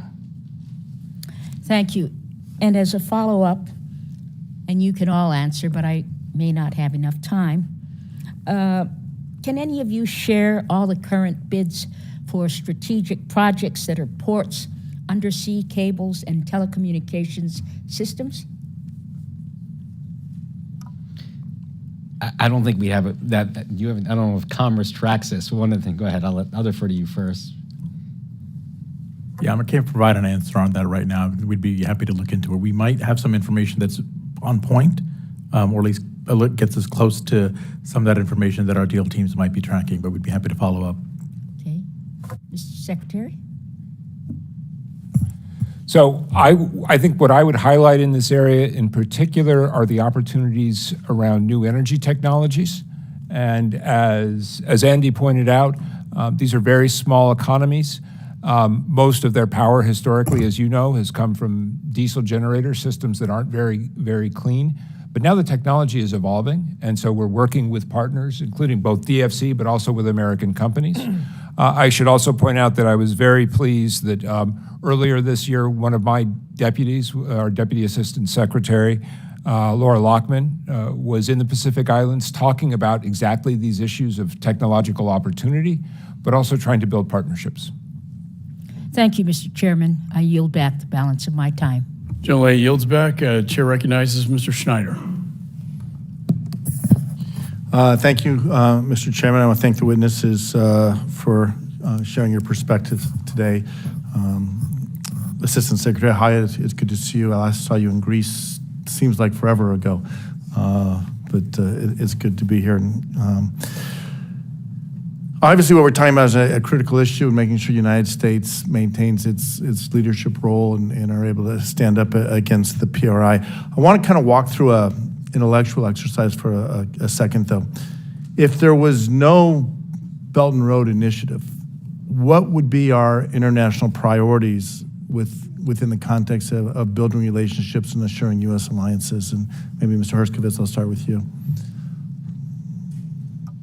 So I would start by saying that prior to the Belt and Road Initiative, the U.S. government has for a long time invested a significant amount in developing countries going back to the Marshall Plan, and doing it for the right reasons, because we see developing countries as our partners, and we see that it benefits Americans when the countries throughout the world are in a better place economically, and that people are well educated, they have access to health care. So whether it was through USAID or OPIC or DFC, the work that we've been doing has been building the partnerships that we've had, and it's helped build the reputation of the United States to where it is internationally today. We can continue to do more, but I would just submit that we've been doing this work, and we can do more, and we can do it better. Assistant Secretary Raman. I would just echo that to say that our focus, even without Belt and Road, would be on the emerging markets where that is the locus of economic growth. That is where U.S. business sees a significant opportunity. That's where the middle classes are growing, and that's where we would be still. And Assistant Secretary Pyatt. On the energy and climate issues that I'm responsible for, Congressman, much is guided by the priorities that Secretary Blinken has given us. The top of that list is the competition with our two great adversaries, the PRC and Russia. And then another critically important consideration, again, in the energy and climate space, is the large developing countries that are going to have such a decisive impact on how successful we are in managing the climate crisis. So India, Pakistan, Bangladesh, Nigeria, where I'm traveling this weekend, Indonesia. These are of critical importance. And then also, I would say, influenced significantly by what we hear from Congress and the priorities that this committee and the Foreign Relations Committee give us in terms of areas of particular focus. And I was looking at some of the numbers and the materials we had in preparing for this hearing, and it struck me our direct investment, foreign direct investment of China over the 20 years, 2001 to 2021, grew from 34 billion to 2.6 trillion, a 76 times increment. The United States is still significantly larger. We're at $9.8 trillion FDI in 2021, 4 times China's, but our relative share of the global total has dropped from 32 to 23%. But I think one of our superpowers as a nation is our alliances. We've talked a little bit about this here, is our ability to bring others together. And I think each of you have talked about this, of how we working with others and the relationships we build with the countries we partner with and the countries we're investing in. And the reason I asked about what if there was no Belt and Road, I think there's overlap. Even if China wasn't doing what it was doing, we would still be doing what we are doing, because it serves our interests. It serves our national interests, our strategic interests are served making sure that China doesn't continue to grow. In the minute we have left, and maybe I'll start with Assistant Secretary Pyatt coming the other direction, what are the most important things? You mentioned the role or positions coming out of Congress. What do we have to make sure that we address, and what do we need to say or do to make sure that you all are successful, the United States continues to be successful, on the global stage? So, Congressman, if I can just circle back to Ranking Member Meeks's point, we had a powerful presentation yesterday to our ambassadors, also from Senator Coons and Senator Graham, who talked a little bit from the Senate side, their perspectives on where the budget debate stands and the potential repercussions for the State Department's operational budget. And so I think giving us the resources that we need, and as I said earlier, I was so grateful to hear about the engagement with Ambassador Tamlin in DRC, which is a critically important country in this energy transition game. But it's also an embassy that's operating right at the fringes in terms of their operational effectiveness for resource reasons. Anybody else? I just wanted to add that one of the most powerful changes that I thought took place when DFC was established, in contrast with OPIC, is opening up the ability for DFC to work not only with U.S. companies. And what that's done is it's opened the door for us to work with companies from both local companies from a development standpoint, you build long-term sustainability, but with like-minded partners as well. And the reason why intuitively it seems like that doesn't favor U.S. companies, it actually does, because when we're in on a project early, it gives us an opportunity to find out who the EPC contractor is going to be, who the vendors are going to be, so that we can then pass trade leads on to Commerce Department so that U.S. companies can get in there. OPIC had a vast majority of its business with a relatively small number of companies. And I'm really proud of the fact that over the last 3 years, DFC's added at least, I think, 200 or so new clients. And I think that's really making a big difference in terms of our collaboration with like-minded partners and making sure that the U.S. has some touch in terms of what's going on in countries. Thank you, Nate. I don't want to, I'm not over time, but if, with permission, if you want to add anything or. Very briefly. Okay, we have sorry. We have a congressional baseball game tonight. Thank you for the extra time, and Chairman McCall, thank you for having this hearing. This is a critical issue that we need to stay united in a single voice here. Thank you very much. Gentleman yields. Chair recognizes Mr. Davidson. Thank the chairman. Thank the witnesses. I appreciate you guys being here and the work that you're at least supposed to focus on. Hopefully we'll find 100% alignment. Does the administration assess that our partners and allies in the Western Hemisphere are in alignment with the United States on the need to address the threats posed by China?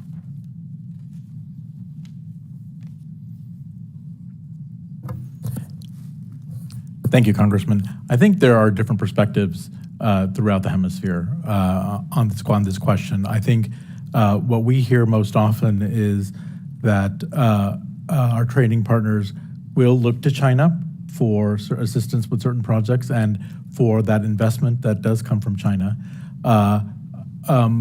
But it is also the case that many of our trading partners in the region do understand some of the risks associated with that investment or with that. I mean, it's great that they understand the risks, but nevertheless, they don't assess China as a significant threat. They're continuing to actually increase their ties with China, and in some cases, diminish their ties with the United States. I'm glad you recognize that and acknowledge it. I guess my concern is that the administration seems okay with it. And I'll point out that during a background press call on the Summit of the Americas, a senior White House official said, quote, "Any country that is investing in the economic prosperity, security, and social well-being of the countries of the region are advancing U.S. national security interests and are welcome as far as we're concerned." That doesn't sound like there is a policy from the United States to counter China's influence. It seems like it's inviting it. Like, hey, I don't know, if you're going to invest and grow the economy here, come on over. That's concerning. This official also quoted National Security Advisor Jake Sullivan, who said on a previous occasion, quote, "We're not asking the countries of the region to choose between the United States and China." Is it the policy of the Biden administration to permit the Chinese Communist Party to expand their malign influence in the Western Hemisphere? Is that a policy position? Congressman, I would just say that we spend every day pushing back on that. That is what we do with our American companies. We provide these governments in the region with an alternative to what is presented by China. So we are not in the business of standing back and letting China take over the Western Hemisphere with their investments. Mr. Pyatt? Congressman, the policy of the United States is to invest, align, and compete. And we're competing every single day with the PRC, including here in the Western Hemisphere. I mentioned earlier my travel recently to Guyana, a small developing country that has just discovered 11 billion barrels equivalent of oil and gas. The conversations I had there, everybody used the phrase that China was a partner of necessity, not a partner of choice. There was great appreciation for the fact that I was there, the most senior U.S. official to go to that country in a long time. Thank you. Mr. Herskowitz? It's part of DFC's mandate, a key part of our mandate, to counter malign influence and to use private sector solutions to advance development in the strategic interests of the United States. Is China's influence malign? Absolutely. All right, I'm glad we agree. This is encouraging because some of the statements, as I said, lends credibility to the idea that the Biden administration may not have a formal policy that's okay with the Chinese Communist Party growing their influence in Central and South America and the Western Hemisphere. It's certainly happening. It is happening, right? I mean, China's influence in the region's growing, right? Does anyone disagree with that? Everyone agrees? So we're not succeeding, I'm concerned about that. I'll just close on natural resources. Control natural resources critical to maintain power and leverage, and the People's Republic of China has choke points and limitations on some of these. You mentioned Guyana, but we're also concerned about rare earth minerals, maybe not quite rare earth, whether you're talking around the world, cobalt, lithium, the things that are going, frankly, out of the Green New Deal that the Biden administration loves. They're driving investment into China, into areas that China has garnered market. So when you look inside the Western Hemisphere, are our policies effectively allowing China's influence to grow, or are we doing things to counter it? Congressman, we're working very hard to counter it, including with the lithium triangle countries that you alluded to, working with Argentina, working with Chile, working here in the near neighborhood, including, of course, with Mexico. So our intent is to respond to the opportunities that the energy transition represents. And I would suggest to you, Congressman, that the growth and demand that we're seeing for those battery minerals is not coming so much because of any government's policy. It's coming because of consumer choice. And that's certainly what I hear when I talk to Ford or General Motors. An interesting perspective. I yield my time. Gentleman yields. Chair recognizes Mr. Castro. Thank you, Chairman. Thank all of you for your testimony today and for being with us. I've often said that the United States should engage in competition with China when necessary, prioritize our sources of strength at home, and provide funding to countries that need our support. The United States has an opportunity to present ourselves as a viable and better partner for the realities many nations face. To succeed, the United States must regain confidence with other countries and discourage actions that undermine agreed norms.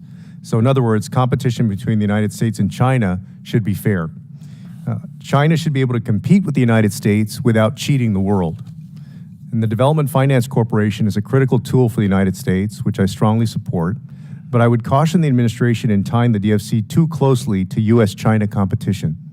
And we saw what the Millennium Challenge Corporation's experiences in Nepal and Sri Lanka, giving the impression that our development efforts are intended to counter China, paints a big target on the backs of our work and can be counterproductive.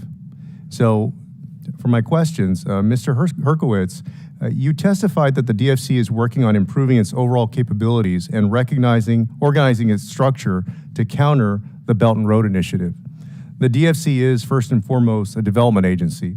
I understand the pressures to finance projects that provide alternatives to the PRC, but in doing so, the DFC cannot lose sight of the development mandate that the law requires.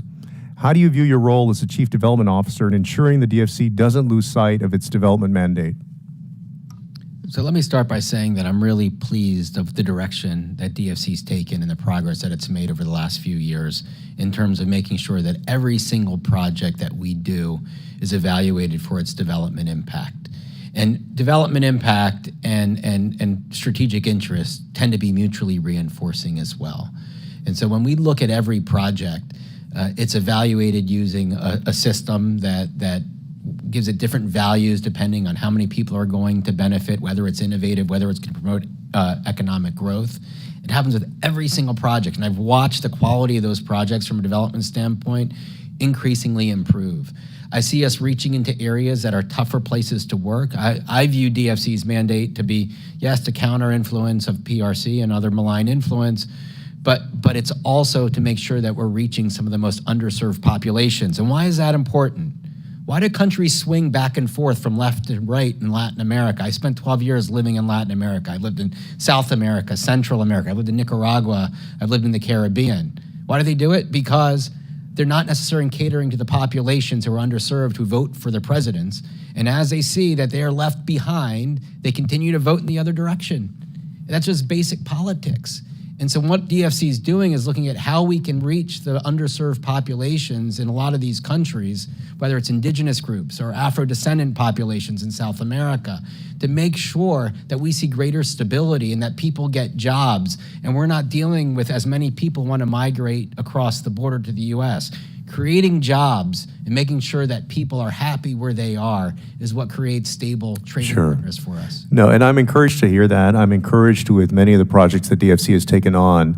But I just want to reiterate that the main mission of the DFC is not to be reactionary to China. That's not the main mission of the DFC. And the danger there is that we start following what China does and only investing in countries where China is making a play, so to speak. And I don't want us to get to that point. But let me move on to my second question. During the last Congress, I led an effort with my colleagues on this committee to change how equity appropriations to the DFC are scored so we can treat equity appropriations fairly and unlock more resources. I was glad to see this proposal raised by Secretary Blinken at the budget hearing earlier this year. What would changing how equity appropriations are treated do to help the United States development priorities and provide alternatives to PRC financing? I think most people in this room agree that the equity authority that was given to DFC was a great new authority, but that we haven't been able to deploy it for reasons that nobody anticipated, and that has to do with how equity is scored, which means that when we make an equity investment, it gets treated as if it's a grant. And it's assuming that we're going to lose all that money, and everybody knows that's not the case. When you make an equity investment, it's often you get the greatest return of any type of investment. Solving this issue would have a dramatic impact. First of all, it would allow us to get involved in I'm going to mention the strategic projects where there's a lot of risk, whether it's mining or geothermal projects. There's a lot of upfront sunken costs where people don't want to give them loans, and you need to be able to get that equity in there and demonstrate some success over time. But it's also designed to help reach those small businesses, those entrepreneurs who have the good ideas, who can't go to a bank right away. And if you can give a small amount of equity to them, that helps them grow their business. I apologize. I've run out of time. I know other people want to ask their questions, but thank you so much for your answers. I yield back. Joe yields. Chair recognizes Mr. Hill. Mr. Chairman, thank you for holding this hearing, and it certainly echoes the work we do over on House Financial Services Committee as well in trying to strategize and work collectively with our friends here on the House Foreign Affairs on countering Belt and Road. And one of the key things is China not being a member of the Paris Club is just not an acceptable reality. We need those of you engaged in the Foreign and Commercial Service and at state advocating that in the interagency to really press the U.S. to press China to join the Paris Club for debt restructuring so we have fewer Ecuadors, fewer Sri Lankas, fewer catastrophic situations.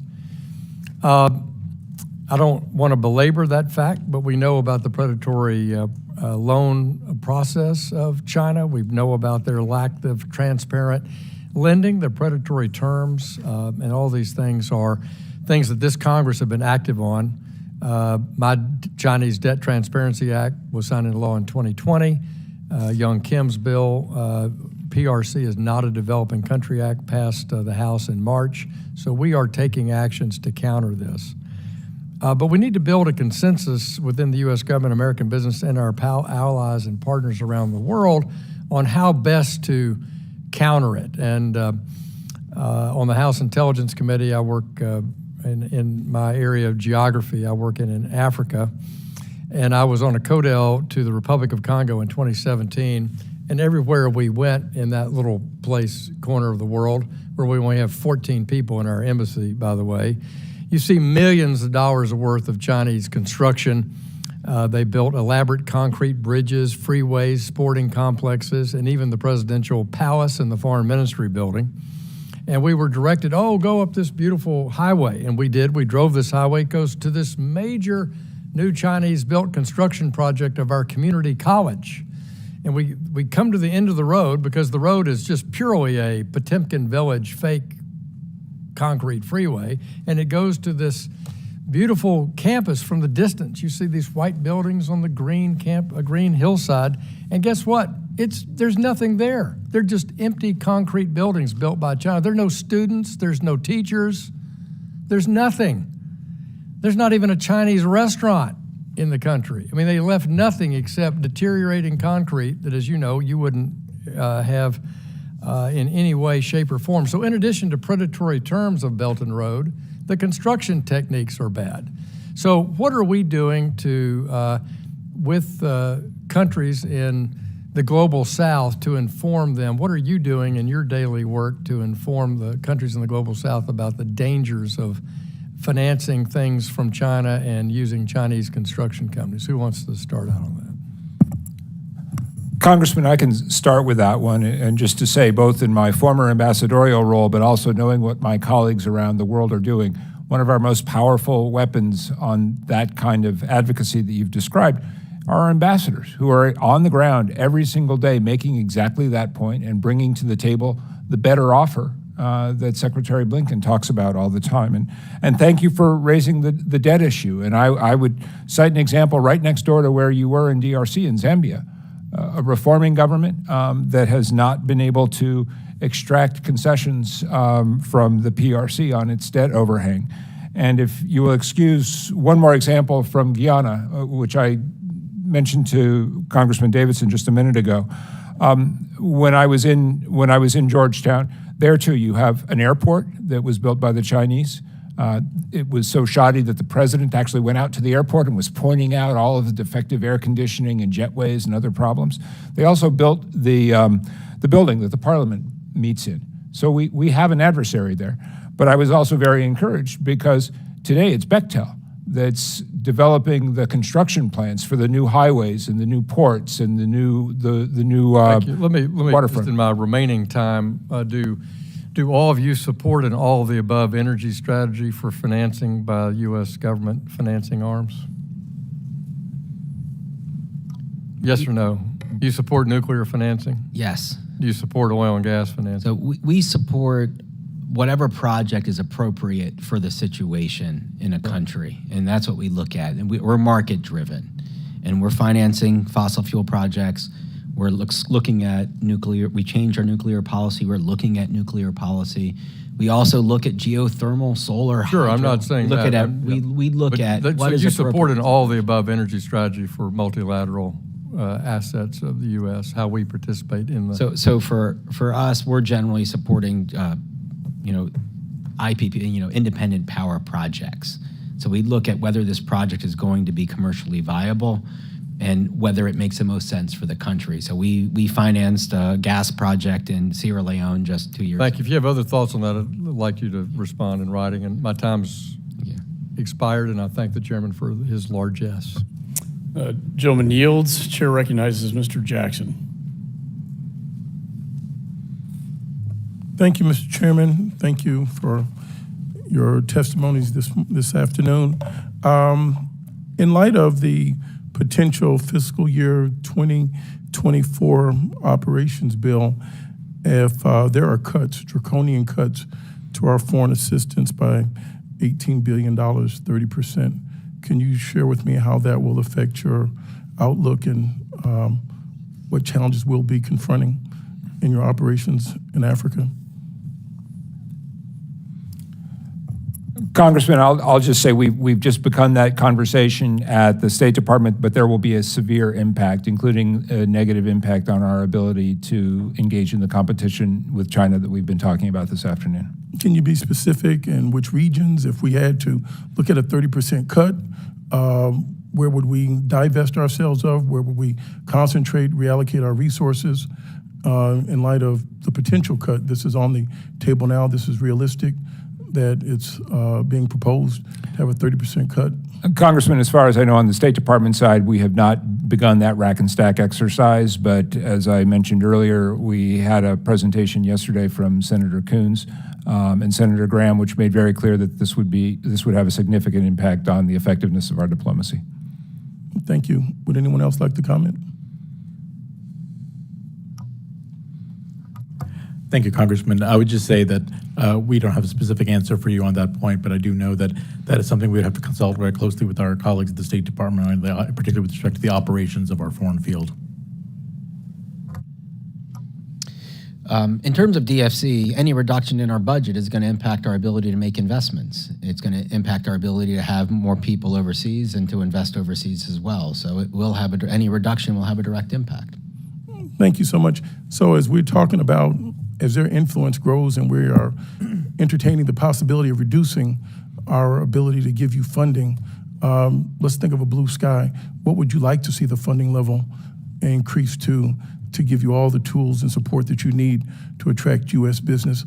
And from my personal travels in Africa and experiences, they would love to do business with Americans, but we haven't extended the hand, shall we say. They've not been a priority. And under a previous administration, we didn't fund the embassies, we didn't staff them, and many people in the continent were left with no other choice. How do we make up time and lost ground? So, Congressman, I'll thank you for the question, and I'll give you a specific response in the case of the State Department and the ENR Bureau. The President's budget proposal includes $35.5 million for programs in the area of critical minerals and our ability to compete in that space, and a lot of that resource would go to Africa because that's where so many of the minerals are.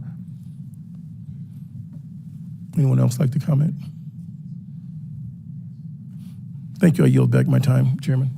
Gentleman yields back. Chair recognizes Mr. Baird. Thank you, Mr. Chairman, and thank the witnesses for being here today. Appreciate your comments. You know, the CCP's Belt and Road, and we've been talking about that all evening, has led to a tremendous amount of Chinese influence in Africa, including the countries of Kenya, Namibia, Zimbabwe, Mozambique, Congo, and many more.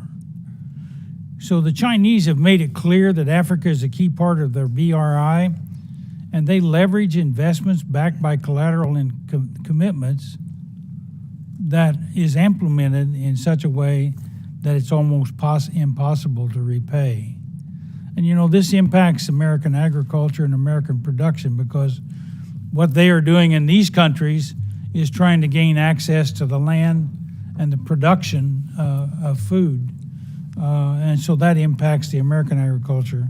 And on top of that, they have built 4 military ports in 2022, and they didn't have any in 2021. So this is an obvious attempt for China to expand its military presence. So my question is this: 8 out of 10 of these countries that are afforded the highest levels of Chinese diplomatic partnerships are eligible for AGOA, the African Growth Opportunity Act. So my question is, what are we doing, what's the administration doing to effectively counter Chinese involvement with these countries that have duty-free access to the U.S. market? Do you want to start? Thank you, Congressman. I know that the administration is taking a very close look at AGOA, but that is a question that I would defer to my colleagues at USTR.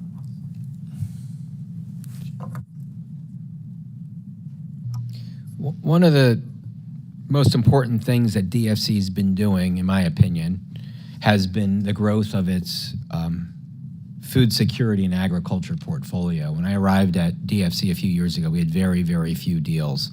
We've now grown our portfolio to be doing almost $1 billion of transactions that have been approved in the last 3 years. And most of those transactions are benefiting smallholder farmers. And when you have smallholder farmers who are getting access to credit, it puts them in a position also to push back on the influence of others who are going to come and try to buy their land. So I'm actually really quite proud of the work that DFC's been doing to support smallholder farmers throughout Africa and all over the world.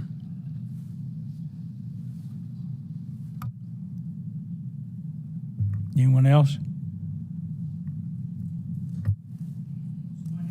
My next question then focuses on the digital Silk Road, and you know China's involvement in Africa. That Huawei's got what, 70% of the 4G network, and so I think it's important that we counteract some of their activities there. So I just ask how the department is monitoring the supply chain to ensure that American components do not end up in products which ultimately end up used to spy on African citizens. Congressman, maybe I'll take that one and again refer back to my experience as a chief of mission overseas and the work that we did during the Trump administration to really raise consciousness regarding the vulnerabilities that some of Huawei's 5G systems bring along, and the ability that our embassies overseas have had to bring in the technical experts who can have the conversations with the intelligence counterparts, with the telecommunications executives.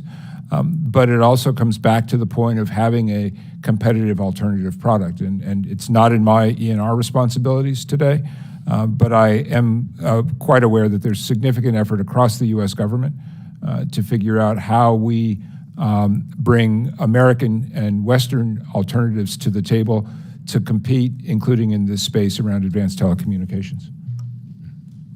So I just wanted to add that while the PRC is extremely competitive with Huawei and that type of equipment, which is problematic for us, I mentioned the project that we supported working with the Australians and the Japanese in Papua New Guinea. We did a project in Brazil, the Smart Rio transaction, where we're helping build out smart cities that'll provide some level of digitization and Wi-Fi access using non-PRC equipment. And then we're doing a lot of work with data centers as well. In Africa, we provide a $300 million loan to Africa data centers because where you store all that data, it's increasingly important that that's secure in a way.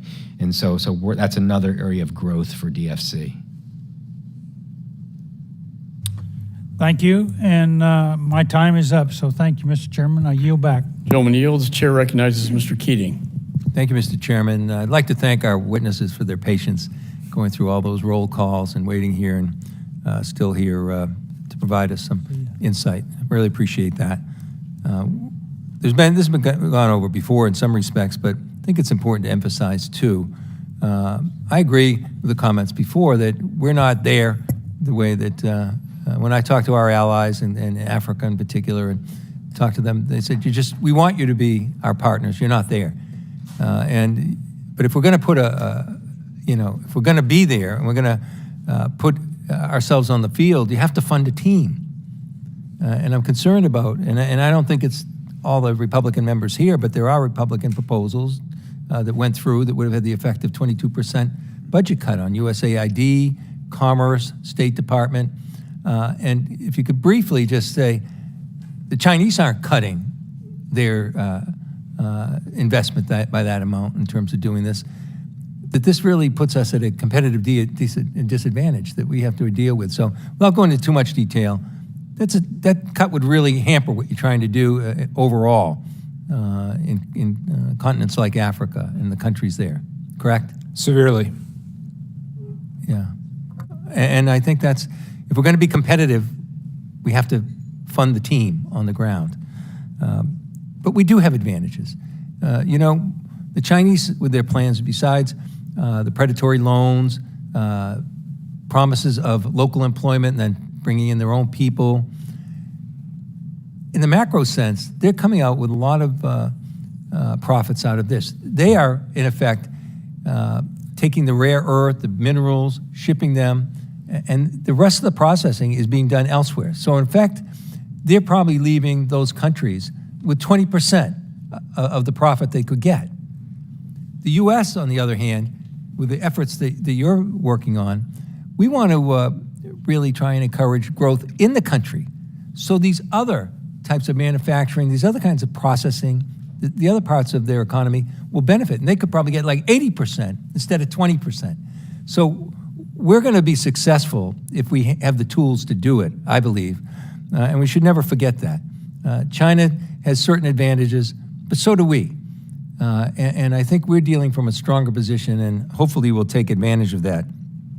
The biggest advantage we have among the fact that we view the ability of them to profit better themselves as countries and benefit their own people is the fact that we have something the Chinese don't have. We have a coalition. And we're seeing the coalition in play now in the military sense in Europe. We're seeing it expand beyond Europe, over 50 countries with our involvement in Ukraine. Chinese don't have that.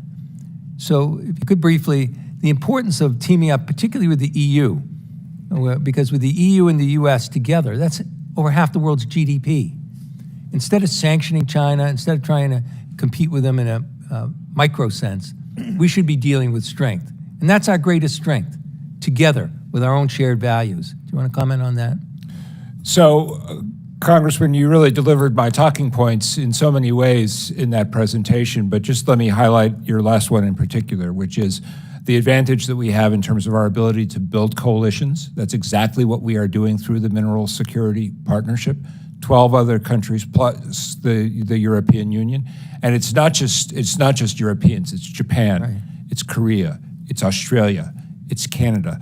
So these are all countries that bring to the table the values that we hold in common. And in fact, the first thing that we agreed on as an MSP coalition are a set of environment, social, and governance standards. Those ESGs are public, they're on the internet.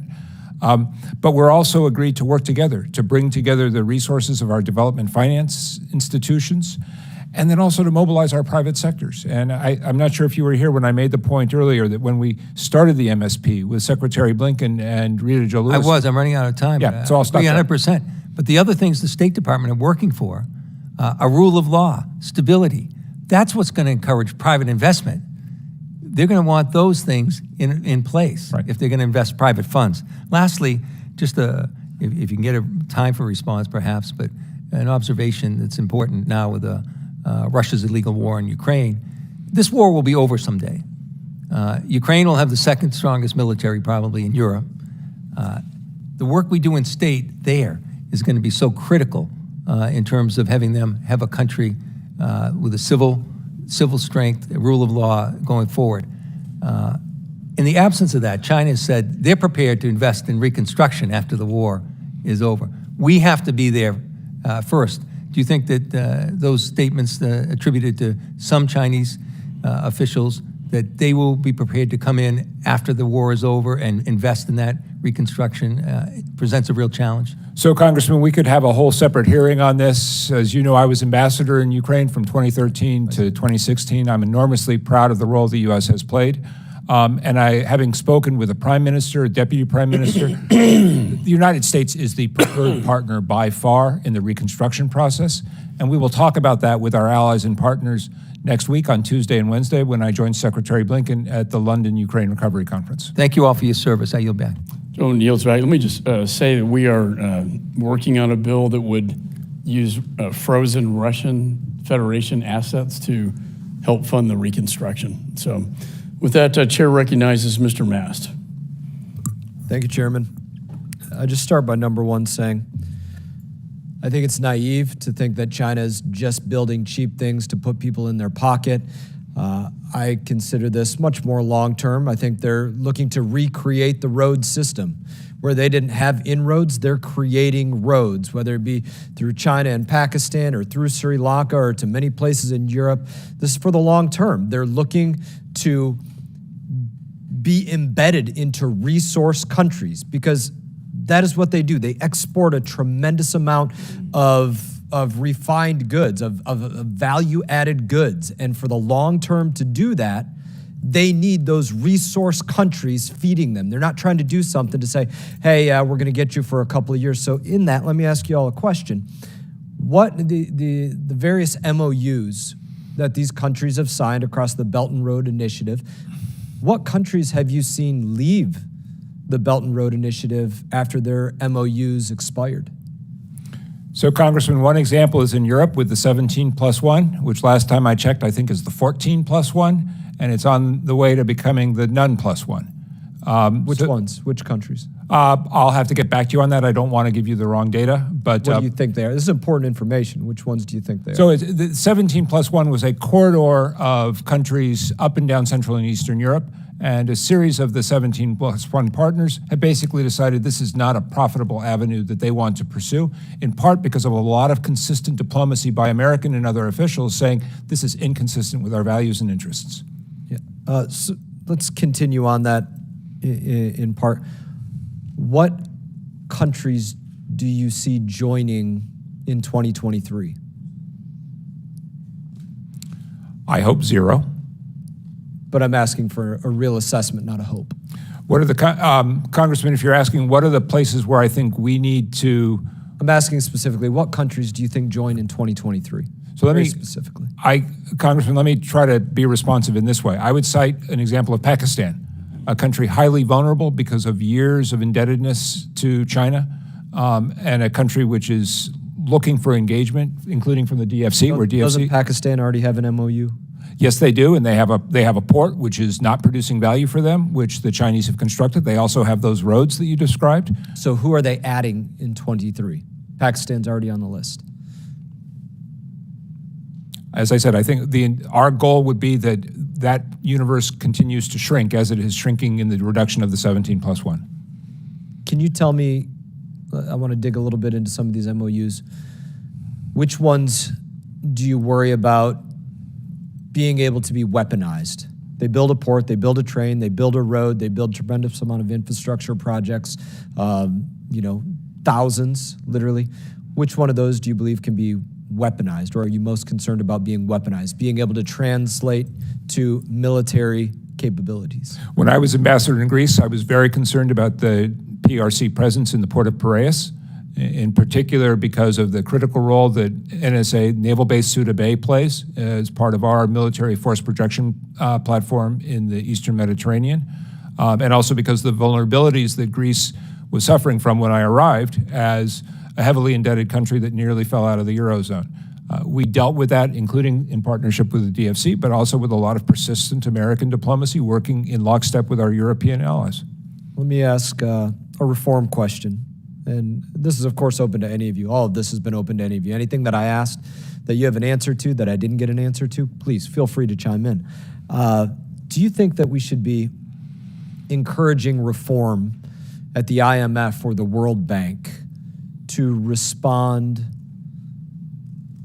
better to the way China is getting countries to participate in the Belt and Road?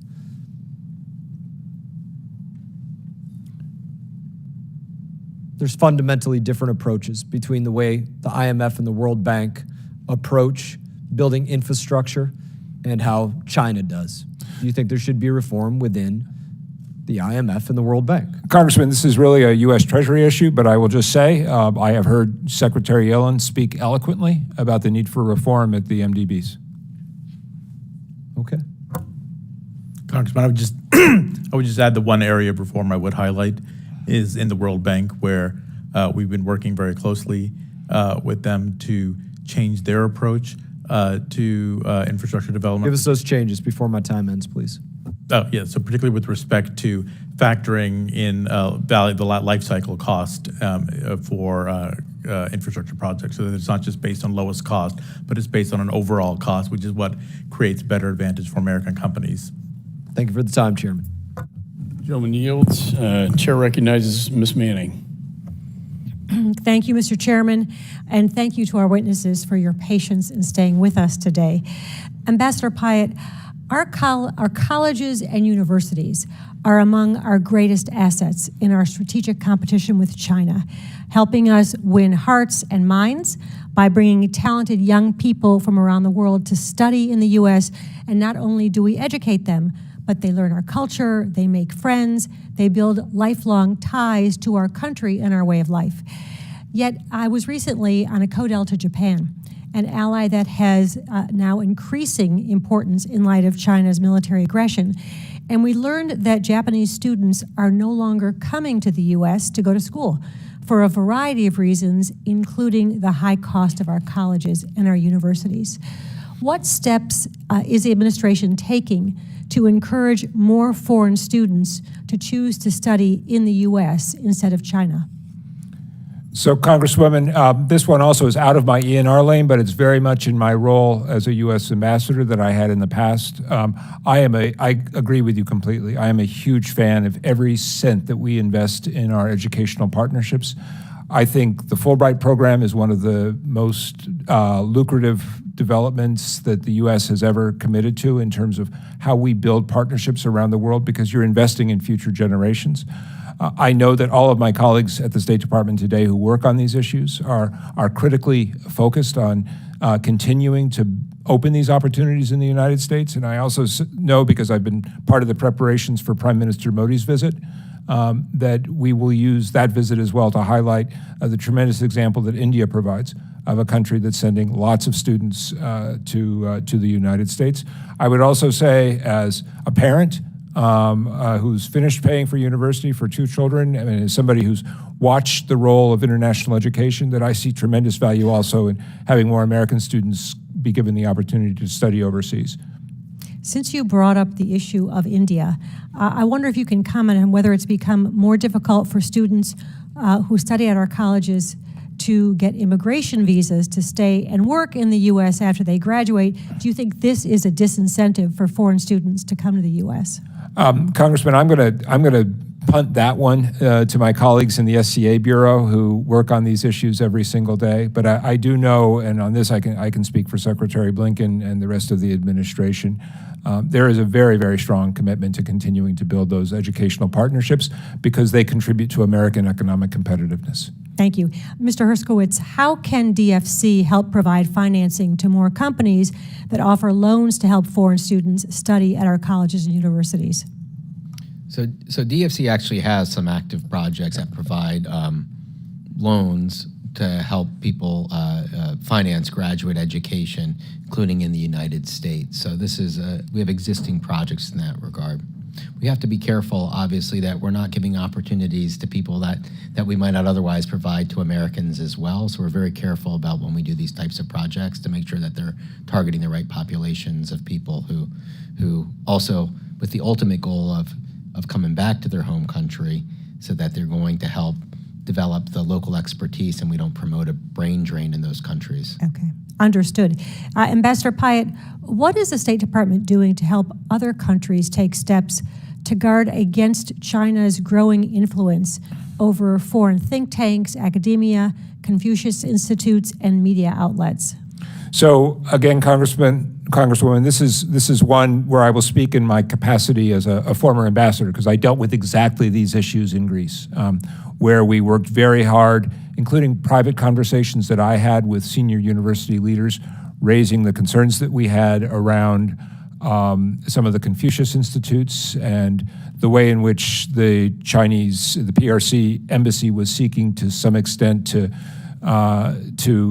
limit academic freedom. It's a core principle of the United States, the open exchange of ideas. But we want to compete on a level playing field. It's exactly the same principle that applies to the economic and commercial issues that all of us work on. Thank you. I have more questions, but we have a baseball game to get to, so I yield back. Thanks for reminding us. Gentlelady yields. Chair recognizes Mr. Mills. Thank you so much, Mr. Chairman. So I wanted to go through my understanding of the Belt and Road Initiative. It's something that I had written on for many years, and I've published dozens of articles on the ideas of also the geopolitical alignments that are involved in this when we talk about Russia, China, Iran, and North Korea, and what their overarching goal is, which we know is to eliminate the U.S. dollar as a global currency. But we're seeing where you've already got an expansion of Eurasia, which is one of the key elements that they were looking for, that they're continuing to try and utilize the proxy of Russia to be able to try and advance for them. You already have a tremendous amount of growth when it comes to Africa and the economic coercion that was undermining a lot of the U.S. security cooperations and others. And then you see the continual strengthening in Oceania, which is really an idea of trying to choke off Western Hemisphere supply chain. And then that marriage of convenience that they currently have, we know helps them a lot in our own hemisphere. When we talk about the Chavez of Venezuela, when we talk about Petro in Colombia, when we talk about that Russian involvement, as I mentioned. But they also have now Panama and Honduras, whereby they're going to continue to utilize these relationships to potentially look at the promotion of increased taxes, tariffs, and passageway when it comes to the canal. So there's almost an encirclement attempt with conjunction of further type of malign activity regarding WHO and WF and how they utilize those, but also attacking the petrodollar with OPEC to try and see if they can supplement it and or replace it. And so when you know that these are a lot of the strategies, and we have been in an economic resource and cyber-based warfare with China for quite a long time, we continue to try and refer to it as competition, which is why it kind of disturbs me slightly when I hear something like what you stated earlier about Sullivan saying that we should de-risk and not decouple, because I do think that we do have opportunities to be able to not only protect America and get back control of our economic and supply chain capabilities, but also to really thrust China into an economic collision, because if you look, they're in far worse position than we are when it comes to debt. They just aren't allowing their valuations to be properly audited that would actually disclose a lot of these things. And so, you know, I'm concerned with a lot of the things that we're doing that doesn't seem to be in line with us actually trying to save America, and more on a China first agenda when it comes to this administration, when we talk about the significant importance of energy dominance. And meanwhile, one of the first things that was done was to cut the Keystone XL pipeline. You know, when we talk about the ideas of economic warfare, and yet we haven't recognized yet that it's not the dollar or the baht or the dinar or the ruble. The common global currency is energy. And I'm just not seeing where this administration is really grasping that understanding.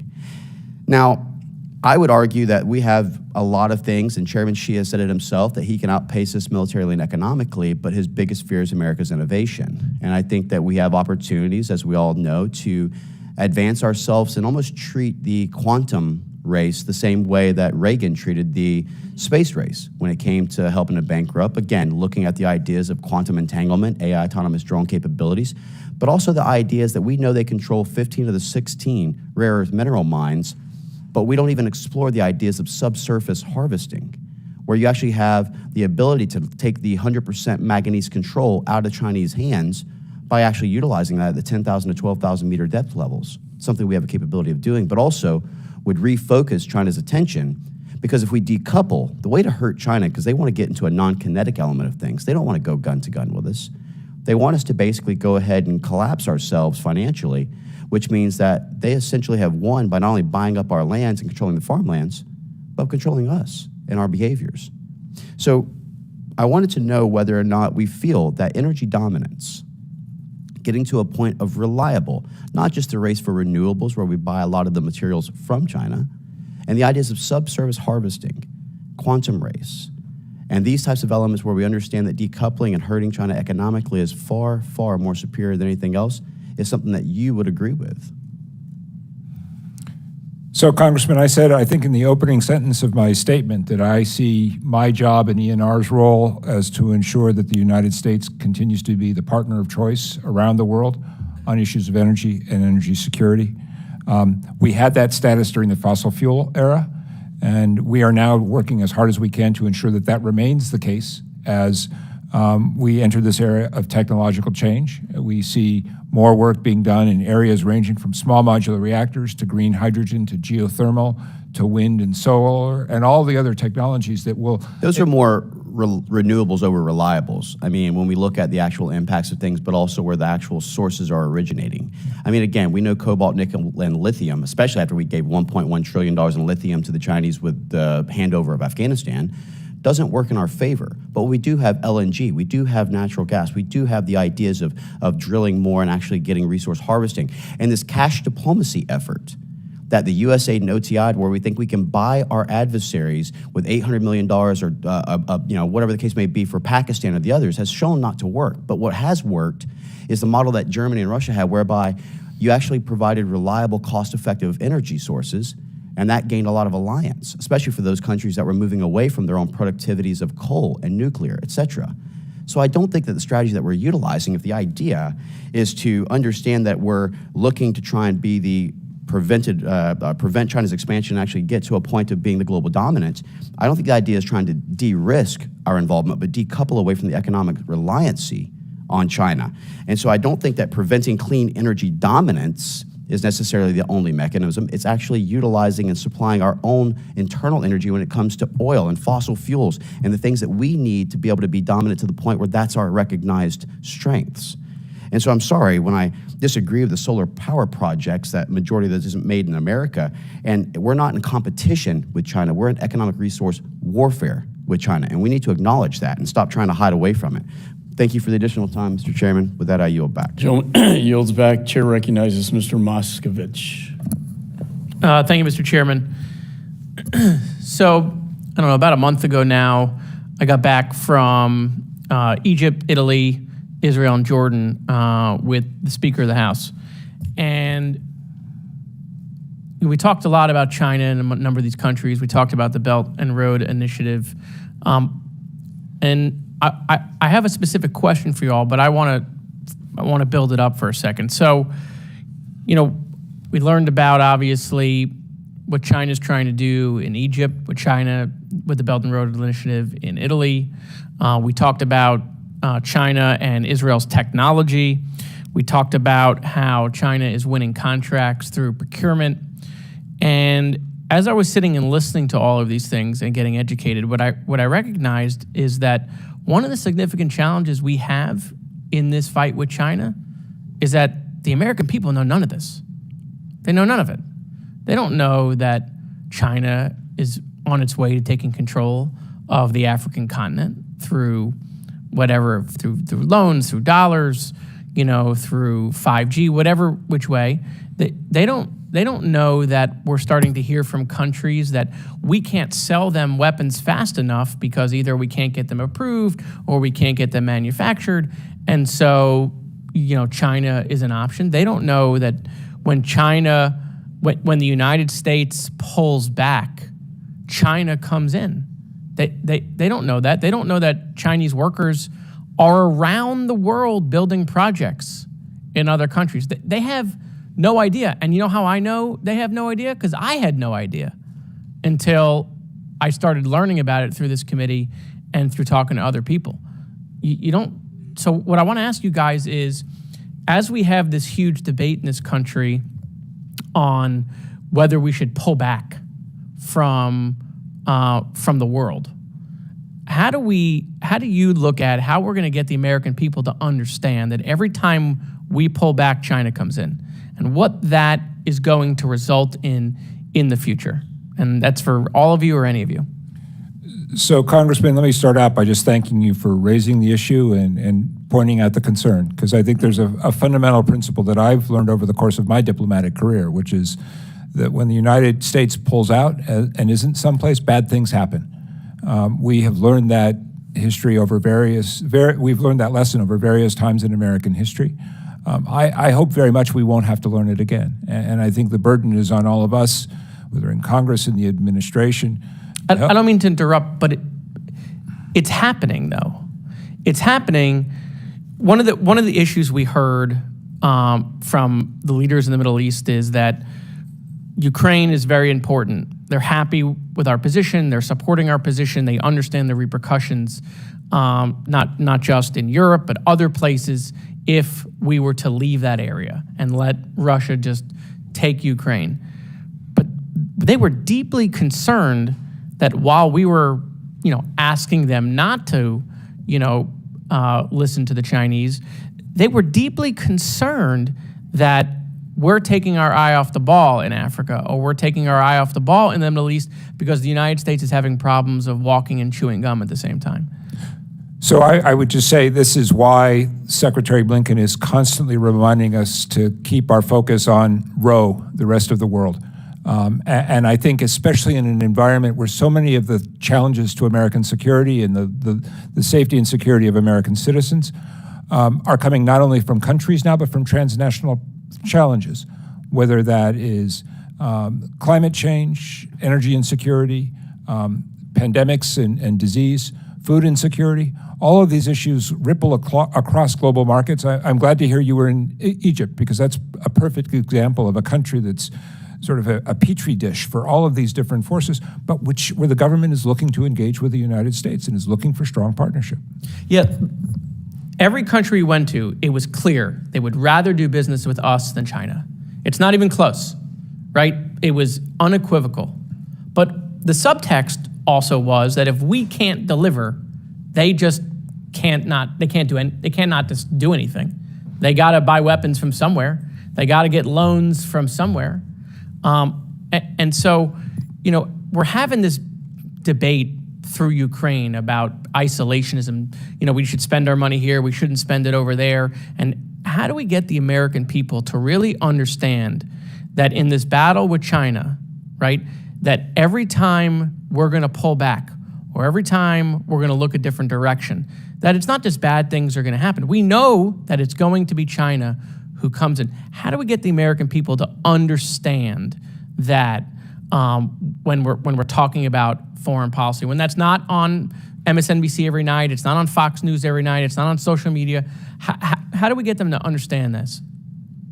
So, Congressman, I guess the only lesson I would offer from my own diplomatic career is actually here in our pockets, and it's this. It's the sense of connectivity that the technology revolution has brought. And I think about, for instance, my own involvement with India, which goes back to 1992, and what happens when you have hundreds of millions of people who are suddenly connected globally. I'm a technology optimist. I think the United States will continue to lead the creation of value in that technology space. But we also have to recognize that our economy, our prosperity here at home is more tied to the rest of the global system than it has ever been before. And again, my portfolio working on energy transition issues dramatically illustrates this, as the United States is now the largest gas exporter in the world, as the United States will remain a critical center of technological innovation on issues of energy, of energy transition. I don't know. Thank you, Mr. Chairman. I yield back. So when yields, Chair recognizes Ms. Kim. Thank you, Chairman. I want to thank all the witnesses for staying with us this long. As I serve as chairwoman of the Indo-Pacific Subcommittee, it is really important that we carry on our priorities, not only from the subcommittee but overall committee, to give our allies the tools and resources they need so they can counter the Belt and Road Initiative and other types of economic coercion.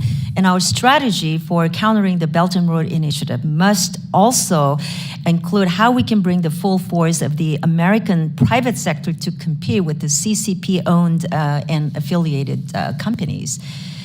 Pacific Islands, for example, it's very, very essential to the success of Belt and Road Initiative, especially given their strategic importance to the United States and its allies.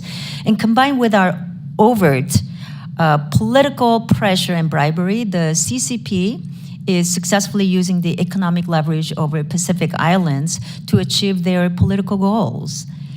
So most notably, Solomon Islands. They joined BRI in 2019 and severed their ties with Taiwan. And last year, they announced a security agreement with PRC that would allow the PLA to station personnel and assets in the Solomon Islands. This is very concerning to me. But Mr. Herskowitz, what projects is DFC undertaking in the Pacific Islands, and do you coordinate those projects with Foreign Commercial Service? So I mentioned the project that we are doing in Papua New Guinea in collaboration with the Australians and the Japanese, a $50 million guarantee to upgrade to 5G network there as well. We have someone who's based in Indo-Pacific who travels frequently to the Indo-Pacific Islands.